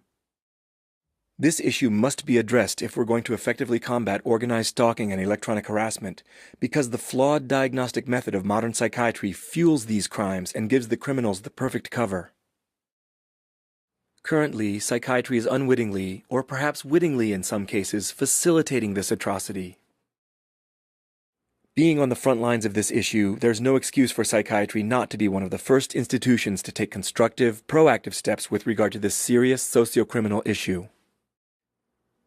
If the current criteria of psychiatric diagnosis cannot distinguish delusion from the outcome of genuine abuse, then what good are those criteria?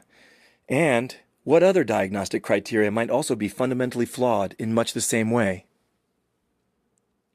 I think it's well within the current capabilities of psychiatry to overcome this dilemma by overhauling and modernizing their diagnostic criteria and methods, and by waking up and finally stepping into the 21st century with respect to their understanding of the technologies of psychological harassment and abuse. Even now, an ethical and professional psychiatrist needs to only take a few extra minutes of time to speak with the person in front of them, and to acknowledge that it's not possible to know all criminal methods and nefarious technology in existence in order to make sound diagnoses. Sadly, given how things have been going, it won't be surprising if psychiatry continues to stubbornly refuse to acknowledge organized stalking and electronic harassment, even as many psychiatrists have seen dramatic growth in the allegations of these crimes. If psychiatry's response to this human rights atrocity is recalcitrant or delayed, coming only after an angry public forces reform, the profession's reputation and stature will suffer irreparable harm, if it hasn't done so already. So, psychiatry's role in empowering organized stalking and electronic harassment is one major issue that we need to deal with if we are to effectively combat these crimes. Another key issue is deniability. In fact, deniability is the very essence of what makes directed energy weapons so dangerous to stable, just societies, and why we should all be very concerned about the rapid growth in the use of these weapons in civilian settings. This sinister feature of radio-frequency-directed energy weapons is well known to just about everyone who has written about, worked on, or thought carefully about these weapons.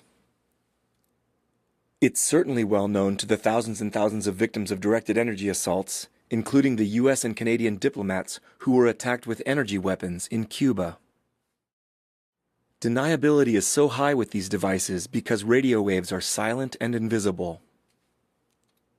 In addition, little to no durable forensic evidence is left behind when radio-frequency directed energy weapons are used to harm or disable targets, human or otherwise.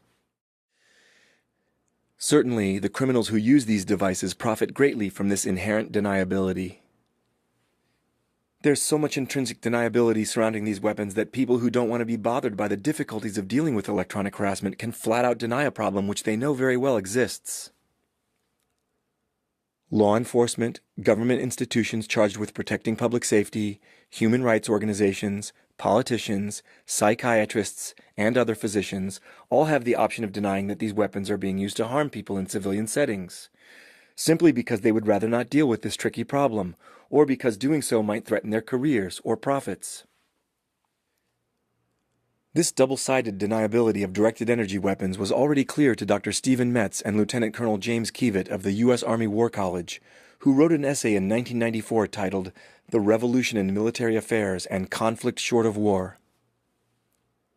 In their paper, the authors wrote, quote, "The advantage of directed energy weapons over conventional ones is deniability." Against whom is such deniability aimed? Certainly not the narco-traffickers, who will quickly recognize that interception by the DEA or military planes leads to loss of their aircraft. Instead, deniability must be aimed at the American people, who do not sanction the imprisonment, much less execution of individuals without a trial." Unquote.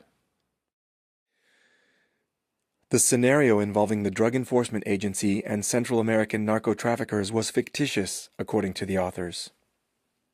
Yet their position on deniability was insightful and accurate, and it is shared by many other experts on radio-frequency directed energy weapons. By design, organized stalking is also a crime with high intrinsic deniability. Clearly, the ease of denial by both criminals and law enforcement alike is fueling the rapid growth of organized stalking and electronic harassment. When police officers lacking integrity become aware of the high deniability of directed energy weapons and of the unwritten policies of their departments to not investigate electronic harassment because of that deniability, those corruptible police officers are emboldened to aid and abet the electronic harassment networks in their local communities, no doubt for kickbacks. That's how dangerous the deniability of directed energy weapons is, in addition to the institutionalized inaction of law enforcement when it comes to the crimes of organized stalking and electronic harassment. In very general terms, for the purpose of this talk, the trick to countering deniability will be to make the use of directed energy weapons less covert and more visible, so to speak. In other words, we need to come up with clever ways to make the use of these weapons less deniable. We can make positive steps in this direction with the following: better educated, better equipped, and higher integrity law enforcement, development of residual environmental markers and forensic biomarkers for radiofrequency assaults, further development and wider use of RF sensing and recording technologies, and the acceptance of victim-generated data of this kind by the courts. Another big issue that stands in the way of exposure and justice is the sheer complexity and novelty of this socio-criminal phenomenon. The socio-criminal issue of people being targeted with organized stalking and electronic harassment is what's known as a wicked problem. Wicked problems are multi-layered, socially complex problems that resist resolution and often don't have clear solutions. Wicked problems include those that can only be solved if large numbers of people change their attitudes and behavior. Examples of wicked problems are problems in social planning, economic policy, global climate change, environmental degradation of the oceans, pandemic diseases, burgeoning population growth, drug trafficking, nuclear weapons, and social injustice, including organized stalking and electronic harassment, which are new social injustices of global proportions. In some ways, it's understandable how the government and law enforcement might feel like their hands are tied when it comes to grappling with organized stalking and electronic harassment. Huge numbers of quote-unquote ordinary people are being lured into committing these disgusting crimes, probably because they can feel anonymous in doing so, and there's so little chance of getting caught. Electronic harassment is a crime that produces little to no demonstrable physical evidence.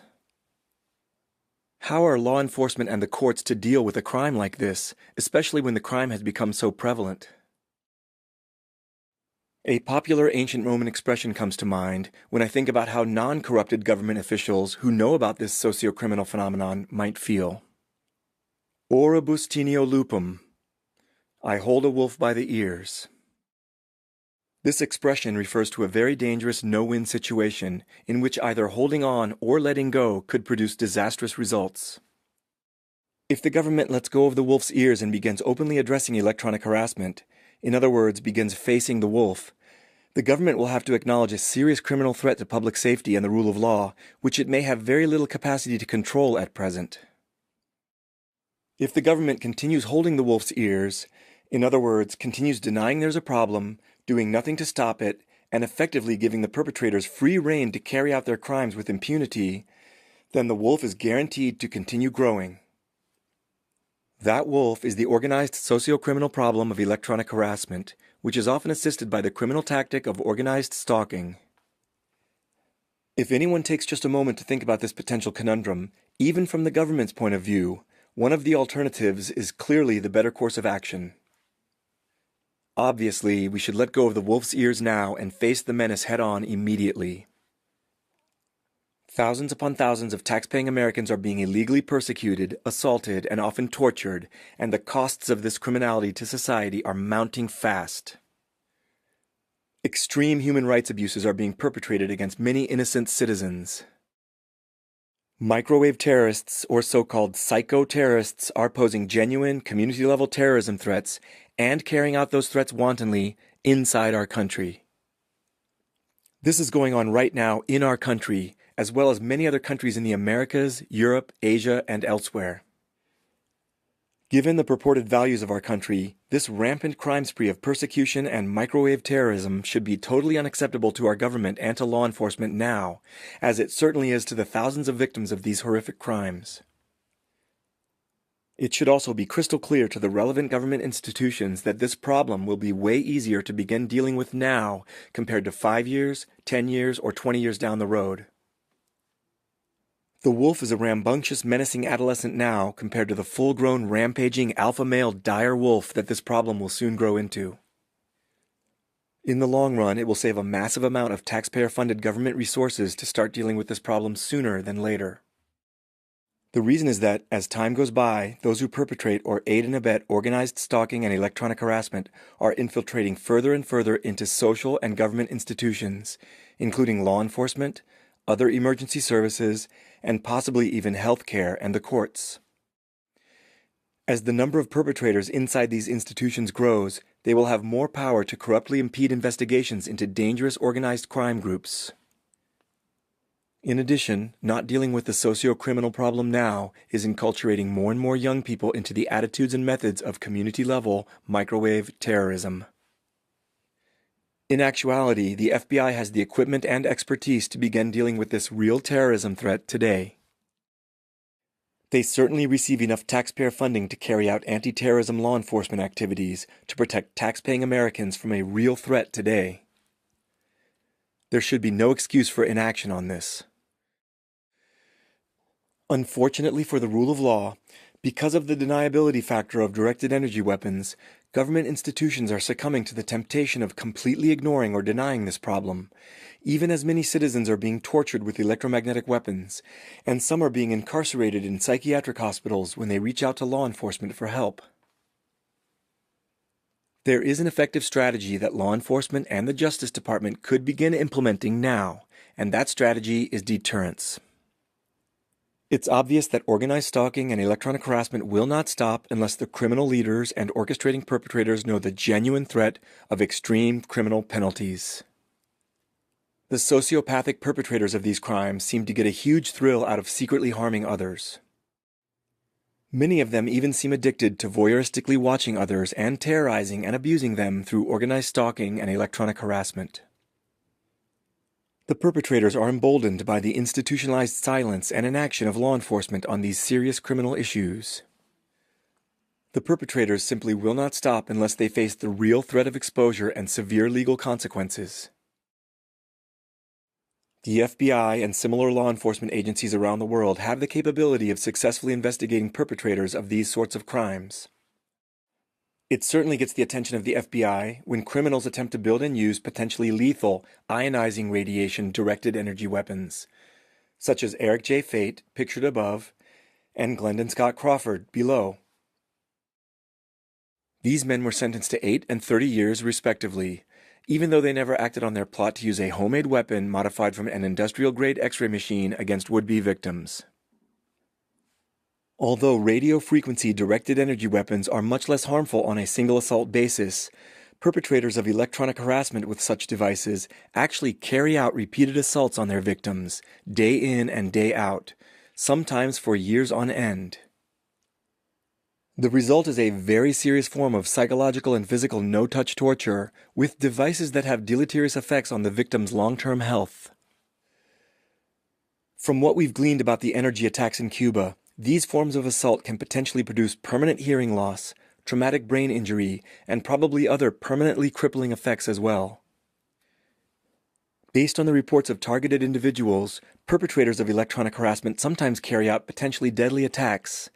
For example, attempting to incapacitate a victim while she or he is driving a motor vehicle. Induced heart attacks and strokes are also possible outcomes of radiofrequency directed energy assaults. The perpetrators of electronic harassment carry out brutally painful and dangerous attacks with complete disregard for the safety, health, and even life of their victims, which include women and men, girls and boys, the elderly and infirm, persons with disabilities, small children, and even pregnant mothers carrying babies. The mentally deranged criminals who carry out electronic harassment are also known to sadistically torture people's pets and farm animals. Animal rights advocates should be outraged about this. The sociopaths at the tops of electronic harassment networks, who are actively ordering, orchestrating, and arming these assaults and terror campaigns today against many victims simultaneously, deserve much more severe punishments than Crawford and Fate, who never carried out their directed energy plot. The criminal leaders and orchestrating perpetrators of electronic harassment deserve life in prison, as well as the forfeiture of their assets for the extreme human rights abuses that they're actually carrying out on a daily basis, with complete disregard for life and the rule of law. The FBI, RCMP, and similar national law enforcement agencies around the world cannot go after all the organized stalking and electronic harassment networks in their respective countries at once. Instead, they should select 1 or 2 of the largest and most dangerous groups of this kind and go after them with the standard techniques used to take down organized crime, including infiltration with undercover agents and the use of confidential informants. A few of the top criminals need to feel the sting of lifetime prison sentences and the forfeiture of their assets. As news of these consequences spreads through the dark underworld of organized stalking and electronic harassment, and the criminals see some of their colleagues doing perp walks in chains for the first time, many of them will be strongly deterred from engaging in these crimes any further. Law enforcement action against a few of the leading perpetrators needs to be swift and decisive, and the penalties need to be severe for this deterrence to be effective. Strong deterrence of this kind will work. In fact, with elusive and pervasive crimes like organized stalking and electronic harassment, deterrence is the most effective counter-strategy. Inaction is not acceptable. Thousands of victims have been asking for help for years, and the number of victims is only growing larger by the day. The lives of tax-paying citizens are on the line. Respect for the rule of law is at stake. The safety and stability of free democratic societies are ultimately under threat from this new socio-criminal problem. When will law enforcement start doing its job? What kind of futures will our children have if these perverse crimes are allowed to continue unchecked? To the victims of these crimes, I say, it's time to step up our game and be more vocal than ever that what's happening is outrageous and unjust. It's time to hold law enforcement accountable for not dealing with this problem. To the low-level perpetrators of these crimes, who still retain a shred of their humanity, I say, it's time to defect from these criminal organizations and disclose what you know about them. Start showing the same courage and integrity that the victims do. A world with rampant organized stalking and electronic harassment won't be good in the end for you, your children, and the other people you love. Keep documentation and evidence of the crimes you've witnessed, and use that evidence for good when the time is right. That time is coming soon. Start doing the right thing and regain your freedom and dignity. For those who were unaware of these crimes, it's time to wake up and start getting concerned about the threats from organized stalking and electronic harassment. These crimes could be unleashed on you at any time. The government and law enforcement have done nothing to stop these crimes, and you should be very concerned about that kind of negligence by the institutions that your tax dollars fund. Victims of organized stalking and electronic harassment have been fighting by themselves thus far. Not only for themselves, but also for the rest of society. It's time to start helping them in this shared battle. We're all in this together, whether you know it yet or not. We all need to fight for the most important human rights issue of the 21st century. Thank you.